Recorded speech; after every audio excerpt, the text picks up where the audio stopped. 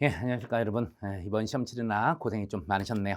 네, 다행히 우리가 생각했던 것보다는 이제 그렇게 어렵게 안 나와서 조금 이제 한숨을 놓는 분위기인 것 같은데, 지난 2차 때 작년 2차 문제가 너무 어려워서 이제 1차도 많이 좀 걱정을 했었죠. 근데 다소 허탈한 그런 상황이 됐어요. 그래서 수준이 이제 우리 뭡니까 그 형사법 이게 바뀐 다음에 경찰 시험이 좀 바뀐 다음에 처음 시험에서는 뭐 그럭저럭 했는데 작년 1차부터 좀 어려웠다가 다시 좀 회귀하는 경향을 좀 보이고 있는 것 같아요. 그래서 대신에 이제 예전보다는 좀 어려워지긴 한 거는 맞는 것 같습니다. 왜냐하면 이론 문제가 순수 이론 문제가 한번 네 문제도 있고 막 그렇기 때문에 또 판례 조문 조합 이런 것도 있어가지고요.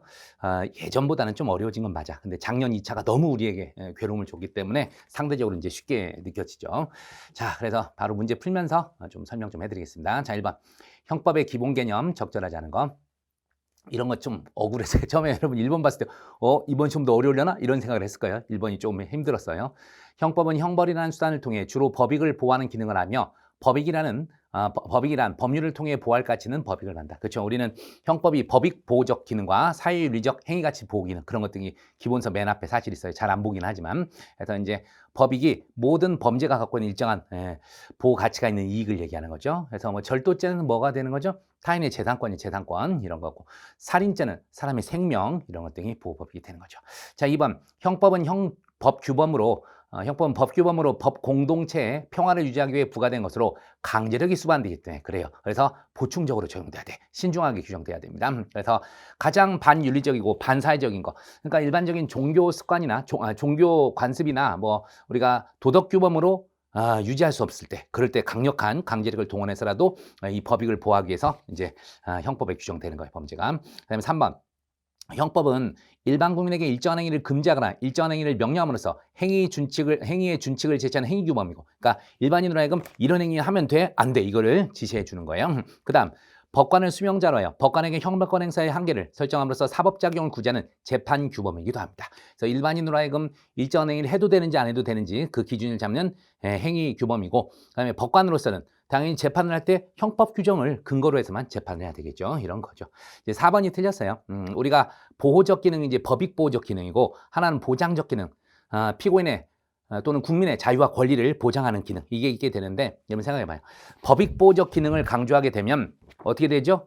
권리 보장이 밀려나요. 피고인의 입장에서 법익 보호, 자식 조금만 건드려도 무조건 처벌해야 되겠죠. 근데 반대로 이런 어떤 보장적 기능, 피고인의 권익을 되게 강조하다 보면 어떻게 되는 거예요? 보호적 기능은 뒤로 물러날 수밖에 없어요. 그래서 옛날부터 이 보호적 기능과 보장적 기능은요, 철저한 반비례 관계에 있다고 돼 있어요. 그래서 여기서 틀렸잖아요. 어느 한 기능을 강조하면 다른 한 기능도 함께 강화되는, 아니야. 그런 거 없어요. 그래서 철저한 반비례 관계입니다. 틀렸습니다. 그 다음에 이제부터가 쉽게 나오죠. 판례 관련해서 바로 나오네. 재형법 정지 적절하지 않은 걸 번. 정통법에서 불안감. 자, 이거 우리가 시험 보기 전에 불안하잖아. 그래서 마음이 편하지 아니하고 조마조마한 느낌 이렇게 해서 명확성 원칙에 반하지 않는다는 판례.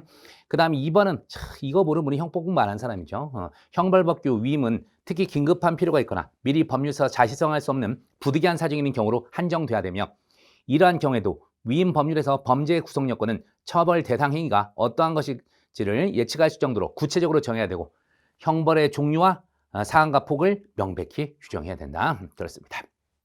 그 다음 3번에서 구근로기준법에서 임금, 퇴직금 청산 기일의 연장 합의 한도에 관하여 아무런 제한을 두고 있지 아니함에도 같은 법 시행령에서 기간 연장을 3월 이내로 제한, 그래가지고 이걸 처벌까지 하거든요. 이렇게 되면 죄형법 정주의 원칙이 위배되죠.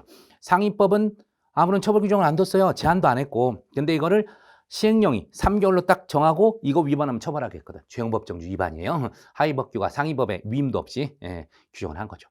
그 다음에 4번이 답이죠. 게임산업 진흥관한 법률에서 환전은 기본적으로 누군가가 게임 결과물을 주고 돈으로 바꾸는 거죠. 서로 주고받는 관계가 있어야지. 그래서 게임 결과물을 수령하고 돈을 교부하는 행위뿐 아니라 당연히 게임 결과물을 교부하고 수령하는 행위도 포함이 돼야죠. 그래서 교부가 두 사람이 최소 필요한 거잖아. 주고받는 관계.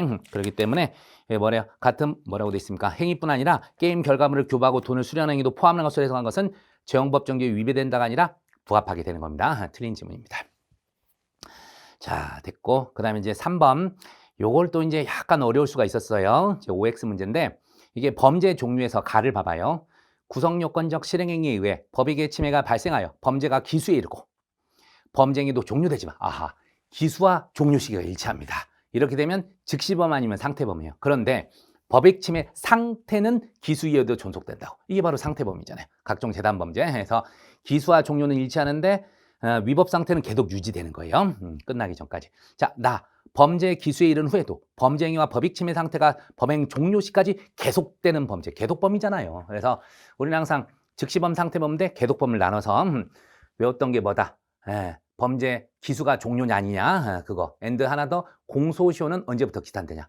공소시효는 형사소송에서 범죄 종료 시부터라고 돼 있거든요. 그러니까 즉시범, 상태범은 바로 기수 시부터, 그리고 이제 계속범은 실제 종료 시부터가 되는 거죠. 그리고 공범의 성립 범위, 주로 공동영호가 방조범인데 즉시범, 상태범은 기수 이전에 가담해야 돼요. 종료 이전이니까. 그리고 계속범은 기수 이후일지라도 실제 행위 종료 전에 가담하면 충분하게 되는 거예요. 그런 차이가 있는데 그거 물어본 거예요. 자, 기억합니다. 가의 경우, 즉 상태범의 경우 기수 이후 법익 침해 상태가 계속되는 시점에서도 공범 성립 가능하다? 아니라니까, 계속범은. 그 다음 니은, 나의 공소시효, 계속범, 기수 시부터가 아니라, 그쵸? 종료 시부터 진행하므로 범죄가 종료한 때부터 시효 진행 맞고요. 그 다음에 다, 가와 나의 경우 정당방위는 기수 시까지 가능하다 이렇게 돼 있는데, 자, 가의 경우에는 당연히 범죄 행위 종료가 기수니까 그때까지 가능하지만, 나는 계속범이니까 법익 침해 상태가 계속되고 있는 한 아직 종료가 된 게 아니니까 뭐가 돼요? 종료 시까지 가능하게 되죠. 그래서 가의 경우는 기수 시까지가 맞지만 나의 경우는 기수 시까지가 아니라 실제 종료 시까지입니다. 틀린 지문이고. 그 다음에 리얼. 가는 범죄 기수 시기와 종료 시기가 일치한다니까? 하지만 계속범인 나는 범죄 기수 시기와 종료 시기가 일치하지 않고 분리된다. 맞는 질문이죠. 그래서 XO, XO. 그래서 답이 3번이 되겠습니다. 그러니까 이런 거는 이제 범죄 종료할 때 제가 막 기본 강의나 또 문제풀이 할 때도 되게 많이 강조했던 내용들인데 그런 것이 문제로 구성돼서 나왔네요. 근데 평상시 이런 걸 생각 안 했으면 풀기 좀 어렵지 않았을까 그런 생각도 듭니다. 자, 그 다음에 이제 구성요건적 착오. 이런 착오는 뭐 쉽지. 자, 가봅시다. OX에서 기억. 갑이 자신의 아버지 A를 친구 B로 인하고 B를 살해하는 사로 총을 발포. A가 사망합니다. 자, 자기 인식사실은 뭐죠? 친구 B, 보통살인의 고의. 발생사실은 존속 A. 자, 인식사실은 보통살인데 발생사실은 존속살해. 몇 조 등장? 15조 1항. 그래서 특별히 중한죄가 다른 사실을 인식하지 못한 행위는 중한형으로 벌하지 않는다. 그래서 15조 1항에 따라 보통살인죄 성이 맞는 질문입니다. 착오 유형, 그 공부에서는 3번이죠. 3유형이에요. 3유형. 그 다음에 니은, 갑이 살해 의사를 가지고 친구 A에게 총을 발포했으나 빗나가 옆에 있던 친구 B에게 명중 사망합니다. 구체적 사실의 착오 중 방법의 착오. 자, 법정적 밥살. 판례인 법정적 밥살에 따르면 발생 사실인 B에 대한 살인 기수. 맞죠? 그 다음 디귿. 사냥을 나온 갑이 어둠 속에서 움직이는 물체를 동료 A로 알고 A를 살해하게 총을 발포했으나 사실은 A의 사냥개였대요. 이게 바로 뭐예요? 구체적 사실의 착오 중 방법의 착오. 구체적 사실의 착오가 아니라 추상적 사실의 착오죠. 추상적 사실의 착오. 그래서 사람을 죽이려고 쐈는데 결국은 개를 죽인 그런 상황이 됩니다. 그래서 어쨌든 추상적 사실의 착오는 어떻게 되는 거예요, 여러분? 구체적 부합설과 법정적 부합설은 인식사실 미수와 발생사실의 상상적 경합이죠. 그리고 이제 추상적 부합설은 이제 경죄는 꼭 기수가 되고 뭐 이렇게 해결하는데 어쨌든 문제가 뭐예요? 구체적 부합설, 법정적 부합설 중 어느 학설에 따르더라도 의하더라도 결론은 같다. 맞죠? 그래서 구체적 부합설과 법정적 부합설은 추상적 사실의 착오에서는 동일합니다. 그 다음 리얼. 갑이 이웃 A를 상해할 의사로 A를 향해 돌을 던졌는데 빗나가 옆에 있던 A 개가 맞았어. 자, 이것도 추상적 사실의 착오죠. 구체적 부합설, 법정적 부합설 어떻게 된다? 인식사실 미수와 발생사실 과실이라니까 인식사실인 A에 대한 상해 미수와 발생사실인 A의 개에 대한 과실손괴인데 과실손괴는 규정이 없어요. 그래서 상해 미수만 처벌된다. 맞습니다. 상해 미수 성립한다. 그래서 답은 전부 다 5야. 5. 답 1번 이렇게 하는 거야. 그래서 착오치고는 그렇게 어렵지는 않았어요, 여러분. 자, 5번 갑니다. 범죄 성립 관련해서 이제 위법성 조각서에 범죄 성립 요건 이렇게 나오네요. 옳지 않은 거 1번. 이것도 뭐 옛날부터 있던 판례잖아요. A가 갑의 고소로 조사받는 것을 따지기 위해 야간에 갑의 집에 침입 상태에서 문을 닫으려는 갑과 열려는 A 사이의 실랑이가 계속되는 과정에서 문짝이 떨어져 그 앞에 있던 A가 넘어져 2주간의 치료를 위한 타박상을 입게 됩니다. 갑의 행위는 사회통념에 비추어 용인할 수 정도의 것이라고 보기 어렵다. 아니, 밤에 갑자기 따지려고 누가 막 집에 겨들으려고 그러는데 막았었어. 그러다가 문짝이 떨어져서 들어오려던 놈이 다쳤어. 당연히 이건 소극적 저항의 정도로 봐서 위법성이 조각되는 걸로 봐야죠. 그래서 쉬웠어. 답이 바로 1번이에요. 용인할 수 있는 정도의 것으로 위법성 조각되는 게 맞습니다. 넘어가시고 그 다음에 2번. 현역 군인이 국군 보안사령부의 민간인에 대한 정치 사찰을 폭로한다는 명목으로 군물 이탈한 행위. 자, 정당방위는 개인적 법익에 대해서만 가능해요. 그래서 국가가 이런 이제 민간인 사찰한다는 국가적 법익 침해거든. 이런 거는 정당방위 대상도 아니고 이게 또 다른 수단이 있었을 것인데도 불구하고 이런 군무까지 이탈해서 탈영까지 살린다는 거 수단의 적합성 등에 반합니다. 목적은 정당하더라도. 그래서 정당행위도 되지 않아요. 그 다음 3번. 그쵸. 노동조합이 주도한 쟁행위 자체의 정당성과 이를 구성하다가 여기에 부수되는 개개의 행위의 정당성은 구별해야 되죠. 그래서 일부 소수의 근로자가 폭력 행위 등 위법 행위를 했더라도 전체로서의 쟁행위마저 당연히 위법하게 되는 건 아니에요. 이들의 행위가 정말 그 노동조합 전체의 어떤 행위로 평가될 수 있는 그런 경우가 아닌 한 일부 불법 행위 있다 그래서 노동조합 쟁행위 전체가 불법하게 되는 건 아니죠. 그 다음 4번. 구공선법, 이건 여러분 조금 잘 못 봤던 질문일 거예요. 구공직선거법상 선거비용 지출죄는 회계 책임자 아닌 자가 선거비용을 지출한 경우에 성립된 죄인 바 후보자가 그와 같은 행위가 죄가 되는지 몰랐다더라도 여러분 이런 건 법률의 부재에 불과해요. 회계 책임자가 아닌 후보자가 선거비용을 지출한 이상 회계 책임자가 후에 후보자의 선거비용 지출을 추인했더라도 조각될 일이 없죠. 여러분들 사후 추인은 없어요. 사후 추인은 이미 위법한 행위가요. 사후 행위에서 추인돼서 위법성이 조각될 수는 없습니다. 근데 요 판례는 여러분 별로 보지 못했을 거예요. 근데 이제 그렇더라도 딱 봐도 우리 상식적으로 몰랐다. 다 용서돼요? 그 뒤에 가서 회계처리가 지출을 승인했다? 에이, 이렇게 되면 죄가 될 일이 하나도 없게. 당연히 위법성 조각되지 않는 겁니다. 네. 어쨌든 A를 쉽게 그나마 답은 좀 찾을 수 있었을 거예요. 그 다음에 6번 자구행위. 자, 여러분 자구행위 나오면 뭐라 그랬어요? 실제 자구행위 인정한 판례가 하나도 없다니까. 더불어 21조 4항 야간 기타 불안스러운 상태에서 공포, 경악, 흥분, 당화로 인한 행위는 벌하지 않는다. 그게 준용이 안 된다니까. 정당방위나 긴급피난에는 이게 있지만 불가벌적 과잉방위, 과잉피난이 있지만 과잉 자구에는 없다니까. 답이 그래서 2번이에요. 그거 낸 거예요.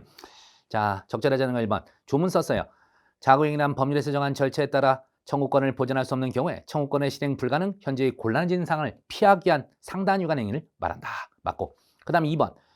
자구행위 경우에도 야간이나 그 밖의 불안 상태에서 공포를 느끼거나 이게 이제 우리말로 바뀐 소리 이렇게 된 거예요. 옛날에 공포, 경악, 흥분, 당황이었는데 공포를 느끼거나 경악하거나 흥분하거나 당황했기 때문에 행위를 했을 때 벌하지 않냐는 21조 3항의 규정이 준용되지 않습니다. 그래서 제 기본서 맨 처음에 타이틀 옆에 써 있어요. 21조 3항 준용 X 이렇게 돼 있는데 답이야. 그 다음 3번. 그쵸. 우리가 정당방위나 긴급피난은 사전적 긴급행위잖아요. 정당방위나 긴급피난. 하지만 자구행위는 사후적 긴급행위예요. 그래서 과거에 침해된 청구권, 과거의 불법행위를 대상으로 하게 되는 거죠. 맞습니다. 그래서 좀 어려웠을 거야. 과거의 침해에 대해서만 가능하다. 그러니까 갑자기 또 뭔만 하면 우리가 갈등하잖아. 그걸 노리고 된 것 같은데 맞습니다, 여러분. 그 다음 4번. 자구행위에서 청구권 보전에 불가능이란 시간적, 장소적 관계로 국가기관 구제를 기다릴 여유가 없거나 후일 공적 수단에 간다면 그 시효를 거두지 못할 긴급한 사정이 있는 경우를 말한다. 그렇습니다. 이게 청구권 보전에 불가능. 예. 여유가 없거나 시효를 거두지 못할 긴급한 사정이 있는 경우 판례가 얘기한 거고요. 어쨌든 2번 쉽게 찾을 수 있을 거예요. 형법 공부 좀 한 사람은. 자, 7번 책임 능력. 우리가 평상시 좀 싫어하는 건데 아이 답이 너무 쉽게 나왔어. 자, 옳지 않은 거 볼게요. 1번. 심신장애로 인하여 사물을 변별할 능력이 없거나 의사를 결정하는 능력 없는 행위는 벌하지 않냐고 10조 1항 심신상실이고 두 번째, 심신장애로 인하여 위의 능력이 미약한 행위는 형을 감경할 수 있다. 맞죠? 그래서 심신미약은 임의적 감경으로 변경이 됐죠. 10조 1, 2항 조문 써놓은 거고요. 그 다음에 2번. 자, 충동조절장애. 그 다음에 소아기호증, 성주물, 성애증 똑같죠. 이런 자체만으로는 책임 조각이 되지 않아요. 하지만 그게 본래 의미의 정신병과 동일하거나 그런 사유들과 경합했을 때만 책임 조각이 될 수 있죠. 보세요. 충동조절장애 같은 성격적 결함은 형의 감면성인 심신장애에 당하지 아니하지만 이게 원칙이죠. 그것이 매우 심각하여 원래 의미의 정신병을 가진 사람과 동등하다고 평가할 수 있는 경우 이제 여기 하나 빠졌는데 그런 정신병과 경합된 경우 그럴 때는 심신장애 범행 인정할 여지가 있죠. 맞는 거고요. 그 다음에 3번 책임능력 평가 방법에서 자, 9조 형사미성년자하고 11조 농아자는 무조건 생물학적 방법이죠. 하지만 10조의 심신장애 생물학적 방법과 사물 변별 능력, 의사 결정 능력이라는 심적 방법, 혼합적 방법을 택하고 있죠. 쉽다. 그 다음 4번. 아니라 그랬잖아. 사물을 변별할 능력, 의사 결정 능력은 판단 능력 또는 의지 능력과 관련된 것으로 사실의 인식 능력이나 기억 능력과 반드시 일치하지 않죠. 특히 뒤에 기억 능력. 정확히 사실을 기억하고 있다 그래서 심신장애가 아니라고 할 수도 없고 또 정확히 기억을 못한다 그래서 심신장애라고 단정할 수도 없는 거예요. 기억 능력과 일치한 건 아니다. 판례 틀렸습니다. 그 다음 8번. 이게 책임을 연달아는 행위가 만만치 않은데 강요된 행위를 붙여서 냈어요, 여러분. 8번. 적절하지 않은 거 1번. 형법 12조. 저항할 수 없는 폭력은 맨날 나오는 거잖아. 우리 기출문제도 한 100번 풀어본 것 같다. 심리적 의미에서 육체적으로 어떤 행위를 절대적으로 하지 않을 수 없게 하는 그 행위와 윤리적 의미에서 강압된 경우도 포함이 되는 거죠. 맞고. 그 다음 2번. 12조 협박이란 자기 또는 타인이 아니라 친족. 자기 또는 친족의 생명, 신체에 대한 위해를 달리 막을 방법이 없는 협박이죠. 만약에 생명, 신체 이외의 법이기면 우리가 초법규적 책임 조각 사유로 가는 거예요. 자, 그 다음 3번.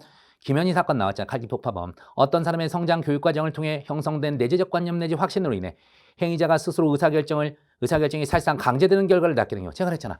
외적 강요만 포함되지 내적 강제는 X라고. 칼기 폭파범 김현희. 그래서 강요되는 게 포함되지 않습니다. 답 3번이에요. 그 다음 4번. 행위자의 강요와 피강요자의 강요된 행위 사이. 당연히 인과관계가 있어야죠. 그래서 피강요자의 강요된 행위는 적법행위 기대 가능성이 없기 때문에 책임이 조각돼서 무죄가 되는 겁니다. 네, 맞습니다. 자, 9번인데 이게 판례가 좀 익숙한 판례도 있고 아닌 것도 있는데 약간 답을 찾기 약간 곤란했을 수 있는 그런 문제입니다. 왜냐하면 9번에 답이 되는 4번 문제가 보통 교재에서 제 교재에서도 기수 시기를 물었지 착수 시기를 물어본 적이 없는 거거든요. 그래서 야, 이 문제는 조금 괴롭히려고 낸 문제가 아닌가 그런 생각이 드는 거예요. 자, 1번 갑시다. 적절하자는 거에서. 이건 뭐 제가 그림도 그려드렸잖아. 소유권 이전 등기 청구권에 대한 압류는 강제 집행 절차를 위한 일련의 시작행위를 할 수 있으므로 허위 채권에 기한 공정정서를 집행권으로 하여 채무자의 소유권 이전 등기 청구권에 대해서 압류 신청을 하더라도 강제 집행 개시가 된 거예요. 그래서 소송사기의 실행의 착수가 인정된다 했던 그런 사건 기억하시고. 자, 그 다음에 2번. 배임죄는 임무에 위배되긴 한다는 점, 이로 인해 자기 제3자 이익을 취득 본인에게 손해를 가한다는 점에 대한 인식이나 의사 가지고 임무에 위배되는 행위를 개시한 때 실행의 착수를 갖게 됩니다. 그러니까 고의를 가지고 임무 위반에 나아갔을 때 그때 실행의 착수가 되죠. 이건 우리 변경된 전압판례 대표권 남용을 통해서 약속원 발행했을 때도 그 약속원 발행행위 자체가 임무 위행위로 실행의 착수가 된다 그랬었죠. 자, 그 다음 3번요. 업무상 배임에서 부작위 실행의 착수로 볼 수 있기 위해서는 자기 의무가 이행되지 않으면 사무처리의 임무를 부여한 사람이 재단권을 행사할 수 없으리라고 객관적으로 예견되는 등으로, 자, 이게 핵심이었죠. 구성요건적 결과 발생의 위험이 구체화한 상황에서 부작위가 이루어져야 돼요. 손해 발생의 위험이 구체화한 상황에서. 그래서 행위자는 부작위 당시 자신에게 주어진 임무를 위반한다는 점, 그 부작위로 인해 손해가 발생할 위험이 있다는 점 당연히 인식을 해야 되는 거예요. 고의가 필요한 거고요. 최신 판례를 좀 넣어놨네요. 4번이 얘도 2019년 판례긴 한데 보세요. 가비엘로부터 국제우편을 통해 향정신성 의약품을 수입하는 경우 필로폰을 국내 주소로 알려주었으나 의리 필로폰이 들어있는 우표물을 발신국의 우체국에 제출하지 않았다 하더라도 가베이라는 행위는 향정신성 의약품 수입행위의 실행의 착수에 해당. 이게 아무리 우리가 추상적 위헌범이고 이 향정신성 의약품 마약 관련된 거기 때문에 실행의 착수를 앞당기더라도 이거 갖고는 안 되죠. 이 우체국이 아직 보내지도 않았다고. 우리 판례가요.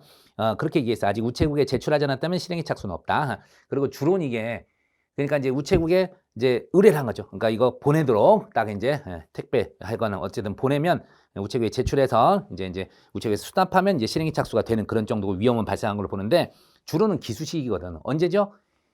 이 향정성 의약품이 우리나라에 들어왔을 때요. 우리나라에 들어왔을 때 실제 얘 손에 들어올 때가 아니라 그래서 수입을 할 때는 우리나라 땅에 들어온 순간 기수라고 그게 이제 시험에서 예전에 나왔었는데 이번엔 그 앞당길 걸 물어본 거야. 그래서 저 같은 경우도 하다가 이거는 거의 안 물어보는 것인데 그래서 이제 1, 2, 3번은 확실히 답이니까 4번은 이제 당연히 답은 골랐는데 저도 이제 찾아봤어. 판례 찾아봤더니 딱 이 문구가 있더라고. 판례 요지 중에 판결 요지 중에 아직 우체국에 제출하지 않았다면 실행의 착수는 없다. 발신국에 이제 그 판례가 있더라고요. 그래서 그걸 갖다 싸잡아 놓는 거야. 나름 신경 써서 낸 문제긴 해요. 아시다시피 우리가 1, 2번은 확실히 여러분 공부 좀 한 사람은 알았겠죠. 그리고 3번도 나름 최신 판례라서 부작위한 업무상 배임 사례 아실 것이고 그래서 4번은 좀 고르지 않았을까 생각이 들어갑니다. 실수를 했다면 3번을 골랐었어야 되고 답은 어쨌든 4번입니다. 자, 그 다음 10번 공범 종속성 일반 이론을 묻고 있습니다. 자, 요것도 이제 평상시에 그냥 공범 종속성 독립성성 모르고 그냥 공부한 사람들은 이제 틀렸을 건데 그렇게 어려운 문제는 아니에요, 사실. 자, 볼게요. 1번. 공범 종속성설에 의하면 공범은 정범의 실행행위에 종속해서만 성립할 수 있죠. 그러니까 정범이 최소한 실행에 착수됐을 때만 교사방조가 성립될 수 있는 거예요. 그래요. 그래서 정범이 적어도 실행에 착수를 해야 공범이 성립할 수 있다. 그 다음 2번. 공범 종속성설 중 극단적 종속 형식. 여러분 공범 종속성의 정도에서 첫 번째가 뭐죠? 최소한의 종속 형식. 이거는 정범이 구성 요건에 해당성만 있으면 되는 거죠. 그 다음에 우리 다수설 판례 제한적 종속 형식. 구성 요건에 해당하고 위법성까지 갖춰야 되죠. 그 다음이 극단적 종속 형식이에요. 구성격 해당성, 위법성, 책임까지 갖춰야 돼. 그 다음에 최극단적 종속 형식이 구성격 해당성, 위법성, 책임, 처벌 조건까지 갖춰야 돼요. 정범이. 자, 근데 이거 뭐라고 돼 있어요? 공범 종속성설 중 극단적 종속 형식에 하면 정범이가 구성 요건에다가 위법하며 유책할 뿐 아니라 가벌성의 조건, 처벌 조건까지 갖춰야 된다. 틀렸죠? 이거는 최극단적 종속 형식 얘기예요. 틀렸습니다. 근데 이제 평상시에 이런 걸 공부를 안 했으면 극단적인지 최극단적인지 몰라버렸으면 이제 틀려버리는 거야. 그래서 이게 어려운 문제는 아닌데 공부를 안 했으면 당연히 틀려야 되는 그런 쪽입니다. 근데 아마 우리가 작년 2차 보면서 이런 건 충분히 좀 대비하지 않았을까 이런 생각이 들어요. 옛날 같으면 이런 건 되지도 않았어요, 여러분. 그래서 이제 작년 바뀌면서부터 이런 게 들어가는 거예요. 자, 공범 독립성설은 뭐예요? 정범이 실행이 있었냐 중요하지 않아. 내가 교사했으면, 방조했으면 바로 실행이 착수해요. 교사 자체, 방조행위 자체가 독립범죄라는 거죠. 그래서 공범은 독립된 범죄로 교사 방조가 있으면 바로 정범의 실행이 없더라도 공범이 성립할 수 있는 거예요. 그 다음 4번 공범 종속성설 중 제한적 종속 형식. 그죠? 정범의 실행위가 구성해당 위법하면 공범이 성립할 수 있고 유책할 것을 요하지도 않습니다. 그래서 책임 무능력자의 위법 행위를 교사 방조한 경우에도 공범이 성립될 수 있는 거죠. 책임 조각되더라도 정범이 구성해당성 위법성까지 맞추면 교사가 가능합니다. 교사 방조가. 11번요. 교사범 방조범 적절하지 않은 것은 1번. 교사범이란 타인으로 하여금 범죄 실행 결의를 일으키게 하고 이 결의에 의하여 범죄를 실행하게 함으로써 성립하는 범죄. 맞죠? 그래서 31조 1항에 따라 정범과 동일한 형으로 처벌합니다. 이에 반해서 2번 방조범은 정범의 실행행위를 방조한다는 방조의 고의와 정범의 행위가 구성요건에 해당하는 행위 점에 대한 정범의 고의까지 갖춰야죠. 그래서 우리는 항상 공범은 이중의 고의가 필요해요. 교사의 고의, 정범의 고의, 방조의 고의, 정범의 고의. 자, 그래서 이것도 우리 기출 많이 됐던 거잖아요.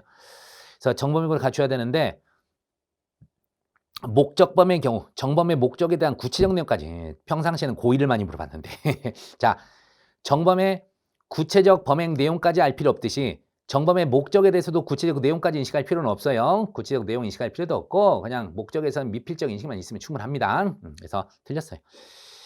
자, 자주 이제 묻던 그런 질문인데 목적은 사실 그렇게 잘 물었던 건 아닌 것 같네. 사실 이제 고의만 잘 물어봤지. 그래서 정범의 고의도 요구되므로 정범의 범행의 구체적 내용까지 알아야 된다. 한 수십 번 냈는데 이제 그거 안 내고 목적을 냈는데 목적도 우리 그냥 정범 스스로도 목적은 미필적인 식으로 족하는데 설마 방조범에게 구체적 내용까지 인식할 것을 요하겠냐고요. 틀렸죠. 그 다음 3번입니다. 교사자의 교사 행위에도 불구하고 피교사자가 범행을 승낙하지 아니하거나 자 이게 바로 뭐예요? 실패한 교사. 이때는 누구만? 교사자만 예비범에 준해 처벌하죠.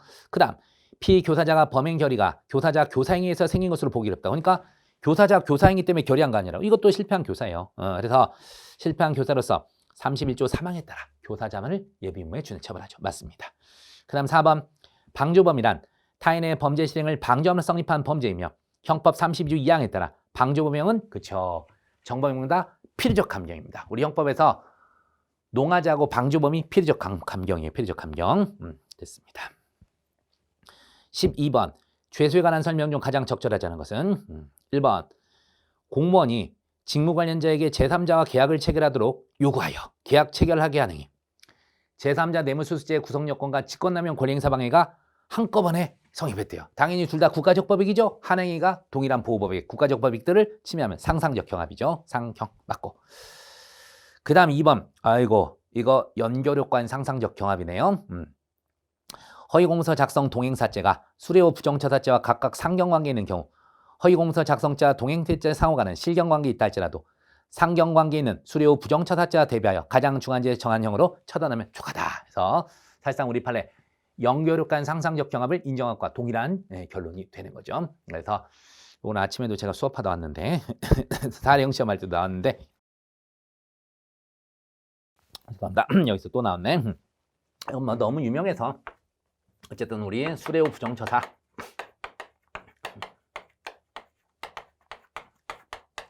자고 허공작 동행사 이렇게 가죠. 네, 우리 판례가 또 하나 더 있어요. 공도와 변조도 있어요. 공도와 변조 사례도 있습니다. 요거랑 이제 동행사 이렇게 돼 있는데 수레호 부정한 행위가 바로 허위공서 작성이고 부정한 행위가 바로 동행사라고요. 그래서 이들끼리는 상경관계 있죠. 그런데 우리가 허위공서 작성죄와 동행사죄 관계는 또 실경관계 있다고. 자, 이랬을 때 이 세세 관계를 어떻게 처리해야 되냐 그랬더니 학설 중에서는 이 두 개 실체적 경합을 한 것과 수레호 부정처사죄와 상경 처리를 하자는 소설도 있지만 기본적으로 우리 다수설 판례는요. 셋 중에서 가장 중한 죄인 요 놈으로 처단하면 족하다 이런 입장입니다. 그래서 됐습니다. 이것도 알아두시면 되겠고 뭐 이미 뭐 예전부터 자주 나왔던 거잖아요. 그 다음에 3번 수개행위가 여러 개의 구성 요건을 충족하는 경우 수개행위가 여러 개 구성 요건을 충족할 때 포괄일죄가 될 수는 있죠. 우리가 포괄일죄가 되려면 요건은 있죠. 시간적, 장소적 연관성이 있어야 되고 범위의 단일성, 동일성, 피해자, 피해법익 동일성, 그 다음에 행위 태양의 동종성, 동일성 이런 게 요구는 됩니다만은 자 뭐래요? 세상에 횡령 배임과 사기 구성 요건이 다른 죄끼리도 포괄일죄가 돼? 그럴 수 없어요, 여러분.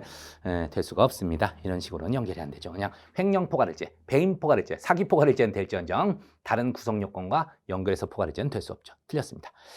자, 그 다음 4번 형법 40조 상경 얘기죠. 한 행위가 여러 개의 죄에 해당하는 경우 가장 무건죄의 정한형을 처벌한다. 우리가 이제 전체적 대조주의라서 A죄, B죄에서 A죄는 상한이 더 B죄보다 세. 근데 B죄는 하한이 더 높아. 이럴 때는 B죄의 하한과 A죄 상한을 결합해서 하는 거죠. 전체적 대조주의 그 얘기하고 있어요. 그래서 가장 무건죄의 정한형으로 처단한다란 여러 개의 죄명 중 가장 무건형을 규정한 법조에 가여 처단한다는 취지와 함께 다른 법조의 최하한의 형보다 가볍게 처단할 수 없다는 취지, 즉 법조의 각 법률 조문 간의 상한과 하한을 모두 중한형의 범위 내에서 처단한다. 이런 얘기죠. 맞는 질문입니다. 자, 우리 13번 이제 형벌론 마지막 총론 문제인데 선고 위에 집행 위에 가석방 설명 중 가장 적절하지 않은 건 자, 봅시다. 1번 집행유예를 선고받은 후 선고의 실효 취소됨 없이 유예기간을 무사히 경과합니다. 그럼 형법 65조에서 형 선고 효력을 잃는다 되는데 이게 바로 뭐죠? 전과가 삭제된다는 거예요. 형이 실효돼서 그래서 형의 선고는 효력을 잃는 것이고 그와 같이 유예기간이 경과함으로써 형의 선고가 효력을 잃은 후에는 62조 단행의 사유 집행유예 결격 사유 금고 이상의 형을 받아 집행 종료 또는 면제 후 3년 이내에 범한 죄가 아닐 것. 거기서 그 금고 이상의 형 해당하지 않는다 그랬죠. 그래서 단행의 사유가 발각됐다 하더라도 어쨌든 그와 같은 이유로 집행유예를 취소할 수 없고 유예기간 경과 효과가 발생하게 됩니다. 그러니까 이제 이게 원래 집행유예 취소 사유잖아요. 집행유예 선고한 다음에 집행유예 선고된 다음에 확정된 후에 결격 사유가 발각된 거예요. 이런 원래 필요적 취소 사유인데 이미 집행유예가 실효돼서 사라져버렸다고. 그러니까 집행유예 실효됐다가 아니라 집행유예기간이 무사히 도과돼서 형 선고일까지 날아가 버렸다고요. 이런데 취소할 게 어디 있어? 취소하고 싶어도 사라져 있는데 그래서 안 되는 거예요. 필요적 취소가 안 되는 겁니다. 그리고 이제 아까 제가 얘기했던 그 집행유예 결격 사유에 해당하지 않아요. 집행유예 받고 유예기간 무사히 도과됐다면 집행유예 결격 사유인 금고 이상에 해당한 죄에 해당하지도 않습니다. 그렇게 외우셔도 상관없고 필요적 취소 사유인데 사라졌기 때문에 취소할 수 없어요. 그 다음 2번입니다.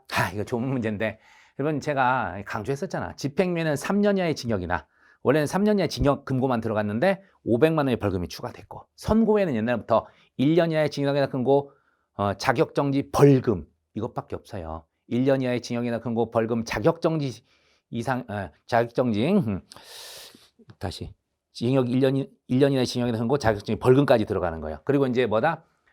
결격사유가 자격정지 이상의 형을 받은 전과가 없을 거. 근데 여기 뭐 써놔서 틀렸어요? 1년 이하의 징역이나 금고 자격정지 벌금 좋은데 구류라고 써놓은 거야. 이거는 아마 요새 기출에서는 좀 안 보였던 것 같은데 그래도 이건 뭐 기본기로 잘 아셨을 거예요. 5년 내에서는 제가 좀 본 적이 없는 것 같은데 그래도 예전에 수시로 등장했던 거야. 벌금까지만이다. 벌금까지만 구류는 안 돼. 구류 과료 맨날 틀리게 냈잖아요. 그래서 이거 틀렸어요. 뒤에는 다 맞게 돼 있어. 그래서 어쨌든 교묘하게 구류 하나를 넣어가지고 근데 이거 시험장에서 이걸 또 못 찾았을 가능성이 좀 있어서 걱정이 돼요. 자, 그 다음 3번. 자, 우리가 이제 집행유예 시에 보호관찰 사회봉사 수강명령 둘 다 가능하죠. 그래서 보호관찰 사회봉사 수강명령한 집행유예를 받은 자가 준수상 명령 위반한 경우 위반 사실이 동시에 범죄행위 되더라도 기소나 재판의 확정 여부 등 형사 절차와 별도로 법원이 보호관찰법에 의한 검사 청구에 의해 64조 2항에 규정된 집행유예 취소 요건에 해당하는 심리하여 준수사항이나 명령 위반 사실이 인정되고 위반의 정도가 무거운 때 집행유예를 취소할 수 있다. 이게 이제 우리 시험에서는 이렇게 잘 나온 적이 없었는데 이제 다른 직렬, 이제 형법 좀 이제 어렵게 낸 그런 쪽에서는 이것도 잘 물어봤었어요. 우리가 이제 이게 임의적 취소 사유잖아요. 집행유예 시에 보관차 사회봉사 수강령을 부과하는데 그 조건을 위반하고 정도가 무거울 때 법원에서 취소할 수 있다, 할 수 있다. 그래서 이 취소는 자동 실효는 법률에서 자동으로 날아가지만 취소는 필요적 취소는 법원에서 반드시 취소를 해줘야 되고요. 임의적 취소는 법원의 재량에 따라 취소할 수 있는 거잖아. 그래서 검사 청구에 의해서 이루어지는 건데 요거를 우리 쪽에서는 자주 나오는 쪽은 아니어서 좀 어려웠을 수도 있어요. 그래서 이 부분 위반의 정도가 무거울 때 집행을 취소할 수 있다. 그러니까 이게 얘가 어떤 뭐 조건 위반이 범죄가 된다 해서 무조건 취소되는 건 아니라 그 판례는 우리가 교과서에서 많이 봤을 겁니다. 그거의 원 판례예요. 그 다음 4번 형법에 의하면 징역이나 금고의 집행 중에 있는 사람이 행상이 양호하여 뉘우침이 뚜렷한 때 가석방이죠. 무기는 20년. 유경의 형기의 3분의 1이 지나면 행정처분이죠. 우리가 선고유예나 집행유예는 법원의 결정이지만 법원의 재판에 의해서 이루어지지만 결정이 아니라 법원의 재판. 근데 여기 가석방은 행정처분입니다. 법무부 장관이 하는 거예요. 행정처분으로 가석방을 할 수 있다. 돈 낼 거 있으면 내야 되잖아. 벌금 과료가 병가되어 있는 때는 그 금액을 완납해야 되며 벌금이나 과료에 관한 노역장류 기간에 선입한 판결 선고 전 구금의 수는 그에 해당하는 금액이 완납된 것으로 본다. 그래서 노역장류 시간에 산입된 판결성 구입수는 그에 해당하는 금액이 완납된. 그렇죠? 노가다 띈 거 있으면 그만큼 까준다 이거죠. 벌금에서. 조문 그대로 실어놨네요. 자, 13번엔 2번이게 되겠고 이제 강론 가봅시다. 14번에서 살인 및 폭행, 상해죄에 관한 설명 중 가장 적절하지 않은 것은 자, 1번입니다. 살인 예비가 성립하기 위해서는 우리 항상 예비죄는 목적과 고의가 둘 다 필요하죠. 살인죄를 범할 목적에도 살인의 준비에 관한 고의가 있어야 된다. 그래서 이제 기본 범죄에 대한 고의가 목적에 들어가 있는 거고 준비행위 자체에 대한 고의가 예비행위 자체에 대한 고의가 되는 거죠. 이중의 고의.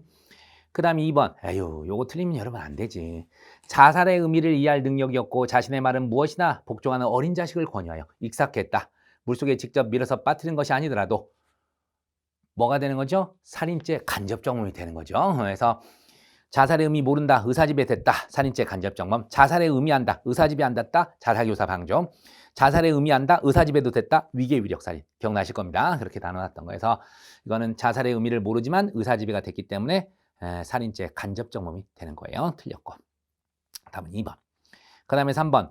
시간적 차이가 있는 2인상의 독립된 상해인과 경합하여. 우리가 이제 동시범은 동시뿐 아니라 이시도 상관없어요. 독립된 상해인과 경합하여 사망의 결과가 일어납니다. 자, 우리 판례는 기본적으로 이제 동시범은 19조로 가는데 폭행치상, 상해, 폭행치사, 상해치사 이 네 가지는 어디로 적용돼요? 263조 동시범 특례로 가요. 그래서 원인 되는 이가 판명되지 않으면 각자 기수로 가게 되죠. 공동정의에 따라 처벌한다 그런 의미예요. 자, 그래서 3번에 제대로 써 있죠. 그래서 사망 결과가 일어나는 경우 원인 되는 이가 판명되지 않을 때는 공동정의에 의해야 된다. 그렇습니다. 263조 동시범 특례가 적용된다는 얘기고. 그 다음 4번. 단순 폭행, 존속 폭행의 범행이 동일한 폭행 습벽의 발현에 의한 것으로 인정되어 상습, 존속 폭행죄로 처벌되는 경우 피해자의 명시한 의사에 반하여도 공소를 제기할 수 있다. 우리가 이제 존속 폭행 자체는 반의사 불벌이 맞아요. 아니 어떤 부모가 자기 자식이 처벌되기를 원하겠어요. 그래서 반의사 불벌죄가 맞지만 상습자가 특수자가 붙으면 상습이나 특수가 앞에 붙어버리면 더 이상 반의사 불벌이 아니라 그랬죠. 그렇습니다. 맞는 질문이고요. 그 다음 15번. 체포 감금 및 약취인. 이게 이제 경찰 간부 시험이라든가 이 법원 행시에서는 이 그 인신매매, 약취인 관련해서 세계주의가 적용된다는 건 노상 물어봤어요. 노상 물어보고 다만 예비 음모의 경우에는 세계주의가 적용되지 않는다. 이런 것도 있었는데 어쨌든 그 내용이 이제 1번에서부터 나오죠. 세계주의. 1번 미국인이 프랑스에서 일본인 미성년자를 약취합니다. 상관없다니까. 미국 놈이 프랑스에서 일본 미성년자를 약취했건 나발이건 우리 형법 적용됩니다. 세계주의라서 그래요. 세계주의라서 틀렸고. 그 다음에 2번 체포행위가 확실히 사람의 신체 자유를 구속한 정도로 계속되지 못하고 일시적 것에 그쳤다. 체포죄도 계속범이에요. 그래서 신체의 자유가 일시적으로 어떤 제한되는 그쳤다면 이거는 미수에 불과합니다. 체포의 미수가 아닌 기수가 아니라 미수가 맞아요. 신체의 자유를 확실히 구속할 정도에 계속되지 못하고 일시적 것에 그쳤다면 미수입니다. 미수 틀렸고. 3번 답을 쉽게 내놨어. 미성년자와 부모가 함께 거주하는 주거에 침입하여 부모만을 강제로 퇴거시키고 미성년자의 독자적 생활관계 형성하기 이르렀대요. 그러니까 부모를 쫓아내고 독자적 생활관계 형성했다면 미성년자 약취죄가 되는 거죠. 비록 장소적 지정이 없었다 할지라도 형법 287조에 미성년자 약취죄에 해당한다. 맞습니다. 그 다음 4번. 미성년자를 유인한 자가 계속하여 미성년자를 불법하게 감금까지 합니다. 여러분, 미성년자 유인죄와 감금죄는 별개예요. 별개. 보호법이 달라서 실체적 경합이 되는 거죠. 여기 뭐라고 돼 있어요? 감금죄만 성립하고 미성년자 유인죄는 흡수된다. 틀린 지문입니다. 자, 됐어요. 그래서 답은 3번이 되겠고, 자, 16번 명예에 관한 죄, 명예훼손죄인데 이 개수라서 조금 복잡하긴 했는데 내용 자체는 그렇게 어려운 게 아니에요. 자, 보겠습니다. 옳지 않은 거 모두 몇 개냐?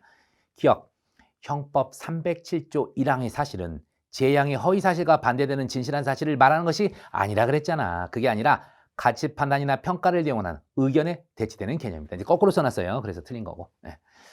왜냐하면 우리가 15조 1항이 작동해서 허위 사실인데도 진실한 사실을 오인했으면, 허위 사실임에도 진실한 사실로 오인했을 때는 15조 1항에 따라서 307조 1항으로 가잖아요. 그러니까 이런 경우에는 307조 1항 사실적시 명예훼손에서 사실에는 진실한 사실뿐 아니라 허위 사실도 포함될 수 있거든. 이해하셨죠? 그래서 이제 사실은 자신의 의견 표현이나 가치에 대치되는 개념이지 절대 허위 사실에 대치되는 개념은 아닙니다. 진실한 사실에 대치되는 허위 사실에 대치된 건 아니다.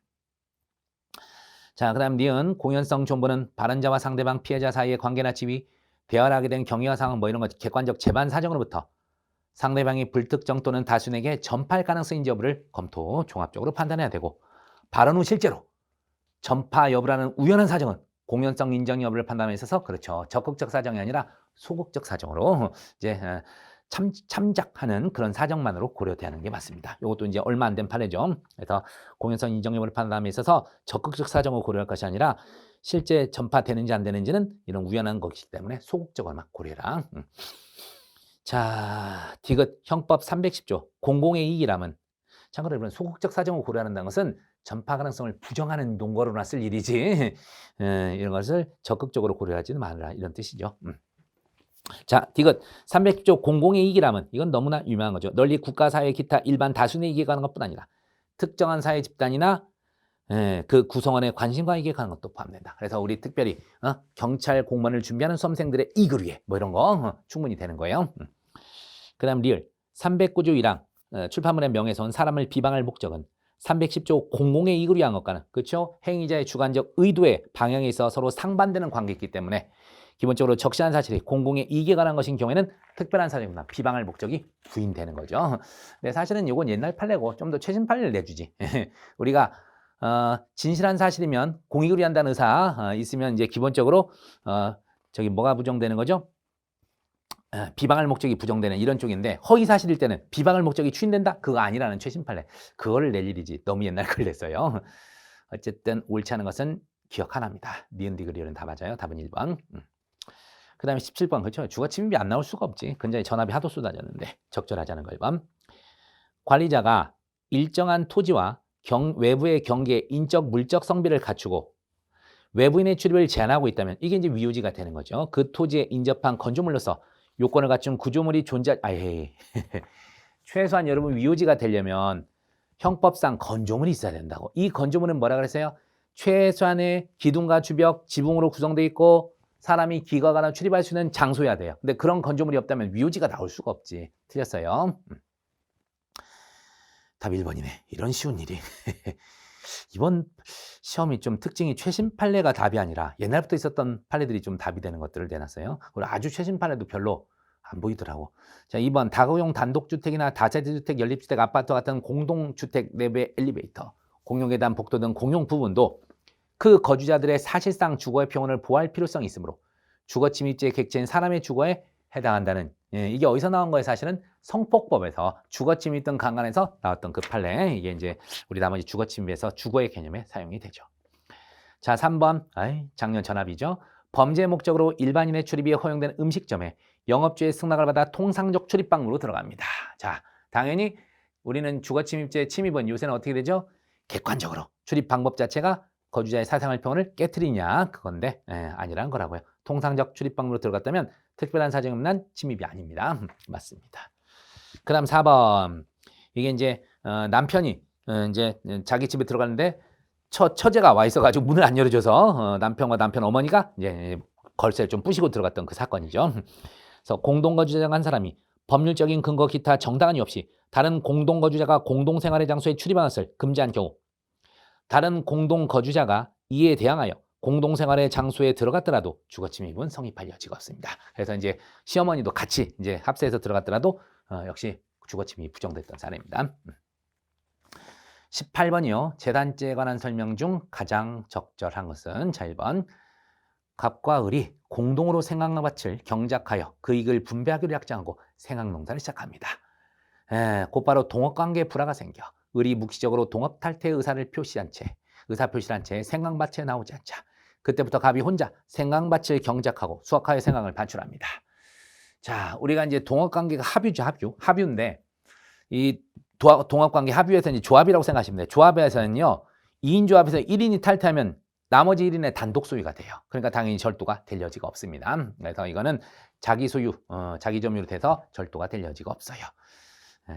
그래서 2인의 조합에서 1인이 탈퇴하면 남은 조합원의 단독 소유가 됩니다. 틀렸고. 그 다음에 2번.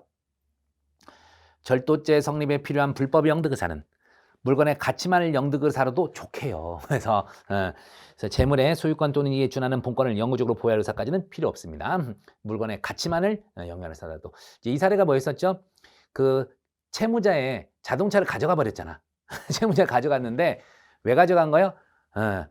이거를 뭐 자동차를 자기가 자동차 소유자 같이 이용 처분하는 사로 가져간 건 아니고 담보물로서 가져간 거야. 그래서 담보가치. 여러분들 아시다시피 우리가 물건에는 일정한 이제 가치가 있게 되는데 이제 기본적으로 나누면 소유권이 있어요. 소유권이 원 물건이고 이를 제한하는 제한 물건이 있는데 용익권과 담보권이 있어요. 용익물권과 담보물권이 있는데 이건 이제 담보권 취득하기 위해서 가져간 것도 영득의사를 인정합니다. 이 자동차가 가지고 있는 어떤 담보 가치를 침해한 걸로 봐서 불법 영득의사가 인정됐던 거기서 나온 판례 여러분. 그래서 물건의 가치만을 영득할 의사도 족합니다. 다만 이제 이렇게 되면 절도죄가 재물이 아니라 재산범죄로 재산상 이익만을 요구하는 범죄로 확대될 수 있기 때문에 우리 판례 다수는 특별한 기능가치 침해만 인정합니다. 그래서 예금 통장에서 나왔잖아요. 예금액 증명 기능, 인출한 예금액만큼 소모된 걸로 봐서 그래서 이 예금 통장의 특수한 기능가치 침해, 절도가 인정된 그것도 같이 기억하시면 되겠습니다. 자, 3번입니다. 쉽지. 그래서 횡령죄에서 위탁자, 소유자 다를 때 친족상들의 적용되려면 위탁자, 소유자 모두와 친족관계 있어야 돼요. 근데 여기서는 범인과 피해 물건의 소유자 사이에 친족관계 있으면 위탁자 사이에 친족관계 없더라도 적용된다. 틀린 지문입니다. 쉽게 풀었을 것이고. 그 다음 4번. 재산범죄를 저지른 이후에 별도의 재산범죄의 구성요건에 해당하는 사행위가 있었다면 비록 그 행위가 불가별적 사행위로 처벌의 대상이 되지 않는다 할지라도 여러분 어쨌든 구성요건적 행위는 맞죠? 그래서 당연히 그 사행위로 인해 취득한 물건은 재산범죄를 영득한 물건으로 작물이 될 수 있습니다. 그렇습니다. 또 유명한 판례죠. 자, 됐고. 그 다음에 19번. 절도 및 강도. 적절한 거. 1번. 주거침입이 주간에 이루어졌어. 그리고 야간에 절취가 이루어졌어. 야주절 안 돼요. 주거침입죄와 절도죄 실체적 경합이 돼야지. 틀렸습니다. 야주절 안 돼요. 야주절은 주거침입과 절도가 둘 다 야간. 그렇게 생각하시면 되겠고. 그 다음에 2번. 요것도 제가 되게 강조했던 거잖아. 왠지 우리가 상습절도에 자동차 등 불법 사용은 안 들어갈 것 같지만 우리 조문에서 집어넣어놨다니까. 그래서 절도 습벽의 발현으로 절도, 야주절, 특수절도, 자동차 등 불법 사용 범행을 함께 저지른 경우 자동차 등 불법 사용의 범행은 상습절도죄에 흡수되지 않는 것이 아니라 흡수돼요. 따로 자동차 등 불법 사용죄가 성립하는 게 아닙니다. 조심하셔야 되겠다. 그 다음 우리 이제 단순강도의 중강도인지 특수강도의 중강도인지 언제 기준이죠? 폭행협박행위 기준설입니다. 우리가 중강도의 기미수는 절취행위 기미수를 기준으로 하지만 단순강도의 중강도인지 특수강도의 중강도인지는 폭행협박 시에 흉기를 휴대했냐 안 했냐 그거를 기준으로 가는 거죠. 답은 3번이네. 그러면 절도범인이 처음에는 흉기를 휴대하지 아니하였으나 체포를 면탈할 목적으로 폭행협박을 가할 때 비로소 흉기를 휴대해 사용하게 된 경우에는 334조 예에 의한 중강도 즉 특수강도의 중강도가 된다. 맞는 지문입니다. 그 다음 4번 강도살인죄 주체인 강도에는 중강도가 왜 포함이 안 돼? 당연히 포함됩니다. 틀렸어요. 20번 사기죄에 관한 설명 중 가장 적절한 것은 1번 민법 746조 불법원인 급여. 여러분 불법원인 급여물에 대한 횡령은 안 되지만 사기는 된다 그랬어요. 불법원인 급여에 해당하여 급여자가 수익자에 대한 반환 청구를 행사할 수 없다면 수익자가 기망을 통하여 급여자로 하여금 불법 아닌 급여에 해당하는 재물을 제공하도록 하였더라도 사기죄를 구성하지 않는다? 틀린 지문입니다. 사기죄는 구성됩니다. 불법 아닌 급여에 대해서 사기는 됩니다. 그 다음 2번 갑이 A에 대한 사기 범행을 실현하는 수단으로서 사기의 고의가 없는 B를 기망하여 A로부터 편취한 재물이나 재단 상익을 전달하는 도구로서만 이용됐대요. 그럼 B는 뭐죠? 도구로만 이용됐기 때문에 사기자 피해자가 아니에요. 그래서 편취의 대상인 재물 또는 재단 상익에 관하여 A에 대해서만 사기죄가 성립할 뿐 도구로 이용되는 B에 대해서는 사기가 성립될 여지가 없죠. 맞습니다. 그 다음 3번 사기죄가 성립하기 위해서는 부작용 기망도 있죠. 부작위 기망. 우리 부작용 기망이 대표적으로 뭐예요? 신의칙상 고지무가 있는데 고지하지 않았던 거잖아. 그래서 거래 목적 달성에 지장이 있는 사항에 대해서는 신의칙상 고지무가 있지만 이를 고지하지 않고 그냥 거래행위 임하게 되면 부작용 사기가 됩니다. 그래서 틀렸습니다. 그 다음 4번 우리 처분문서에서 나온 판례죠. 사기죄의 처분행위라면 재단적 처분행위로 피해자가 자유사로 직접 재단상 손해를 초래하는 자기에 나간 것을 말하므로 피해자가 기망에 하여 착오에 빠진 결과 채권의 존재를 알지 못하여 채권을 행사하지 아니한 것에 불과한 자 이런 것도 우리 판례가 부작위한 처분을 유일하게 인정한 적이 있죠.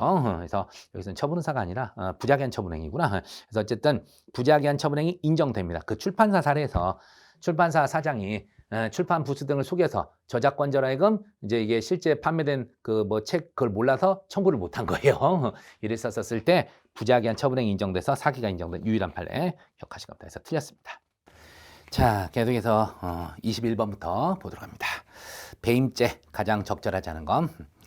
자, 보면 우리 뭐 강론에서도 딱 재산죄가 5개인가 나왔죠. 하나, 둘, 셋, 넷, 5. 그래서 예전이랑 똑같은데 아마 여러분들 그 제가 총평에도 써드렸지만 우리가 지금 패턴은 똑같아요. 그러니까 그 문제 구성은 해서 총론, 강론 했었을 때 기본적으로 13개, 14개 이렇게 나와요. 그리고 이제 우리 형사소송이 이제 몇 개 됩니까? 12개죠. 12개. 그리고 이제 한 문제가 해서 13, 12 하면은 몇 개, 잠깐 말을 잘못했다. 우리가 이제 27개 중에서 14, 13이지. 14, 13. 그리고 이제 12문제가 형사소송이고, 그 다음에 하나가 통합 문제. 이건 똑같이 나오고 있습니다. 그리고 이제 개인적 법익에서요, 기본적으로 이제 재산죄 기본 5개를 계속 내더라고요. 그것도 좀 알았어요. 그래서 거기서 이제 약간씩 차이는 있겠지만, 기본 패턴은 지금 정해진 것 같아요. 그래서 작년 1차, 작년 2차, 올해 1차까지 해서 똑같이 이렇게 구성돼서 나오니까 그거에 맞춰서 좀 하십시오. 자, 계속해서 어쨌든 배임죄 적절하지 않은 거 1번 채무자가 금전 채무를 담보하기 위해 주식에 관하여 양도담보 설정 계약을 체결한 후 변제일 전에 제3자에게 해당 주식을 처분하더라도 배임죄는 성립하지 않는다. 이렇게 돼 있죠. 채무자가 금전 채무를 담보하기 위해 주식 안에 양도담보. 이거 전화판례잖아요. 우리 어쨌든 담보로 제공한 거, 제공하기로 한 거 처분하더라도 동산, 부동산 다 상관없어요. 이제 배임이 되지 않습니다. 특히 이제 자동차도 마찬가지예요. 그래서 부동산 뭡니까 이중매매 빼고는 사실상 배임이 되는 게 거의 없죠. 그래서 주식 이중양도인데요. 그러니까 양도담보 제공해놓고 처분한 거 이중양도담보 이쪽에서 배임죄 성립하지 않습니다. 뭐 담보로 제공한 주식을 제3자 처분한 거 배임되지 않고 그다음에 2번 권리 전에 등록 바로 자동차 나오잖아요. 자동차에 대한 매매계약에서 매도인은 매수인의 사물을 처리한 자의 지위에 있지 않습니다. 이게 바뀐 거죠. 그래서 매도인이 매수인에게 소유권자 등록을 하지 아니하고 자동차를 제3자에게 처분하였다 하더라도 배임죄는 성립하지 않는다. 그 다음에 3번 배임 수재죄의 주체로서 타인의 사무 처리자람은 타인 간의 대내관계에 있어서 신의 성실의 원칙에 비추어 그 사무를 처리할 신인관계가 존재한다고 인정되는 자를 의미하고 반드시 제3자에 대한 그래요. 대관계에서 대리권이 있을 것을 말하지는 않습니다. 그 다음에 4번 서면으로 부동산 증여 의사를 표시한 증여자가 증여 계약을 취소하거나 해지할 수 없음에도 불구하고 증여 계약에 따라 수증자에게 부동산의 소유권을 이전하지 않고 부동산을 제3자에게 처분하여 등기를 한 경우 자 우리가 서면에 한 증여는 이게 함부로 해지할 수 없어요. 그래서 우리가 이제 구두에 한 증여, 구두에 한 증여는 언제라도 철회가 가능하지만 서면에 할 때는 안 돼요. 그렇기 때문에 이건 이중매매, 부동산 이중매매 법리가 적용됩니다. 그래서 증여계획에 따라 수증자에게 부동산 소유권 이전하지 않고 부동산을 제3자에게 처분하여 등기한 경우 증여자의 소유권 이전 등기 의무는 증여자 자신의 사무일 뿐 타인 사무에 당하지 않으므로 배임죄 성립하지 않는다는데 틀렸어요. 그래서 서면에 한 증여는 구두에 한 증여와는 전혀 다른 거죠. 부동산 이중매매 법리가 적용됩니다. 틀렸고, 그 다음에 22번 손괴 및 권리행사 방해 설명 중 가장 적절하지 않은 것은 1번 소유자의 의사에 따라 어느 장소에 게시 중인 문서를 소유자의 의사에 반하여 떼어낸 것 같이 소유자의 의사에 따라 형성된 종래의 이용 상태를 변경시켜 종래 상태에 따른 이용을 일시적으로 불가능한 경우에도 문서 손괴죄가 성립할 수 있다. 이렇게 돼 있는데 자, 그렇죠. 이게 이제 소유자의 의사에 따라서 부착됐을 때는 소유자의 의사에 반하여 떼어내게 되면 이거는 손괴가 되는 거예요. 근데 우리가 알고 있는 판례 중에 소유자의 의사에 의하지 아니하고 부착된 것을 함부로 떼어냈을 때 그때는 손괴가 안 된다 그랬었던 판례 기억할 겁니다. 그래서 여기는 소유자의 의사에 따르기 때문에 손괴가 될 수 있어요. 그다음 2번. 다른 사람의 소유물을 본래의 용법에 따라 무단으로 사용 수익하는 행위는 소유자를 배제한 채 물건의 이용 가치를 영득하는 것이고 그 때문에 소유자가 물건의 효용을 누리지 못하게 되었다면 효용 자체가 침해된 것으로 볼 수 있어. 자, 이게 최신 판례가 간만에 답이 된 거예요.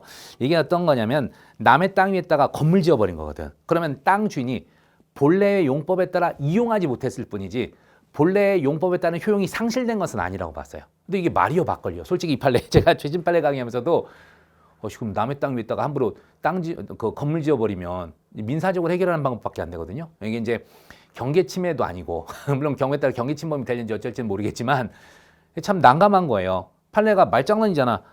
우리가 손괴죄는 뭐다? 손괴, 은닉, 기타 방법으로 물건의 효용을 해했을 때 성립하는 건데 물건의 효용을 해한 게 아니래요. 이용을 해한 거, 이용을 못하게 한 것뿐이지 효용을 해한 게 아니래. 장난치는 것도 아니고 그래가지고 손괴가 안 된다는 최신 판례예요. 이건 제가 조금 뭐 강사에 불과하지만 제 이제 법리상으로도 조금 이해가 잘 안 돼. 이런 거는 갖다가 물론 이걸 손괴를 인정해 버리면 또 난감해요. 그럼 이걸 뭐 어떻게 해야 되냐 이거죠. 건물은 이미 다 지어버렸고 이런 거 이제 민사적으로 이제 해결해서 이제 불법행위한 손해배상 이런 것도 가긴 해야 될 것 같은데 모르겠습니다. 그래서 손괴는 안 된다는 거 기억해 두십시오. 이게 뭐 이번 시험에도 나왔지만 다음에 이제 사실관계로 나올 가능성이 높습니다. 잘 알아두십시오. 재무 손괴, 효용 침해가 아니라 부동산을 용법에 따라 이용 못하게 했을 뿐이다. 이런 거예요. 손괴를 구성하지 않습니다. 틀렸고요. 그 다음에 3번. 물건의 소유자가 아닌 갑은 형법 33조 본문에 따라 권리행사 방해 범행에 가담한 경우에 하나여 권리행사 방해죄 공범이 될 수 있을 뿐이며 그렇죠. 우리가 이제 권리행사 방해죄를 진정신문범으로 봐요. 그렇기 때문에 그렇습니다. 그래서 갑과 함께 권리행사 방해죄 공동점으로 기소된 물건의 소유자 을에게 고의가 없어 범죄가 성립되지 않는다면 갑에게 공동점험이 성립될 여지가 없다. 이렇게 돼 있죠. 그래서 맞습니다. 정범행위 소유자에게 고의가 없으면 당연히 구성계 당성이 없고 거기 가담한 사람 공동점은 될 일이 없죠. 그래서 바꾸고 그다음에 4번 가압류 후에 자 가압류를 하게 되면 처분금지효가 발생합니다. 그렇기 때문에 목적물의 소유권을 취득한 제3취득자가 가압류 후에 목적물을 취득한 제3취득자는요. 다른 사람에 대해서 허위 채무액의 근저당 설정 등을 경유했더라도 강제집행 면탈이 안 돼요. 왜냐하면 이거를 채권자에게 대항을 못하기 때문에 그렇습니다. 가압류 후에 소유권을 취득한 사람이기 때문에 원소유자는 대항을 할 수가 없어요. 가압류권자가 너 뭐더냐 하면 다 할 수가 없게 되는 거예요. 그래서 근저당 설정이 경유했더라도 이건 무효가 돼버려요. 대항을 못하는 거예요.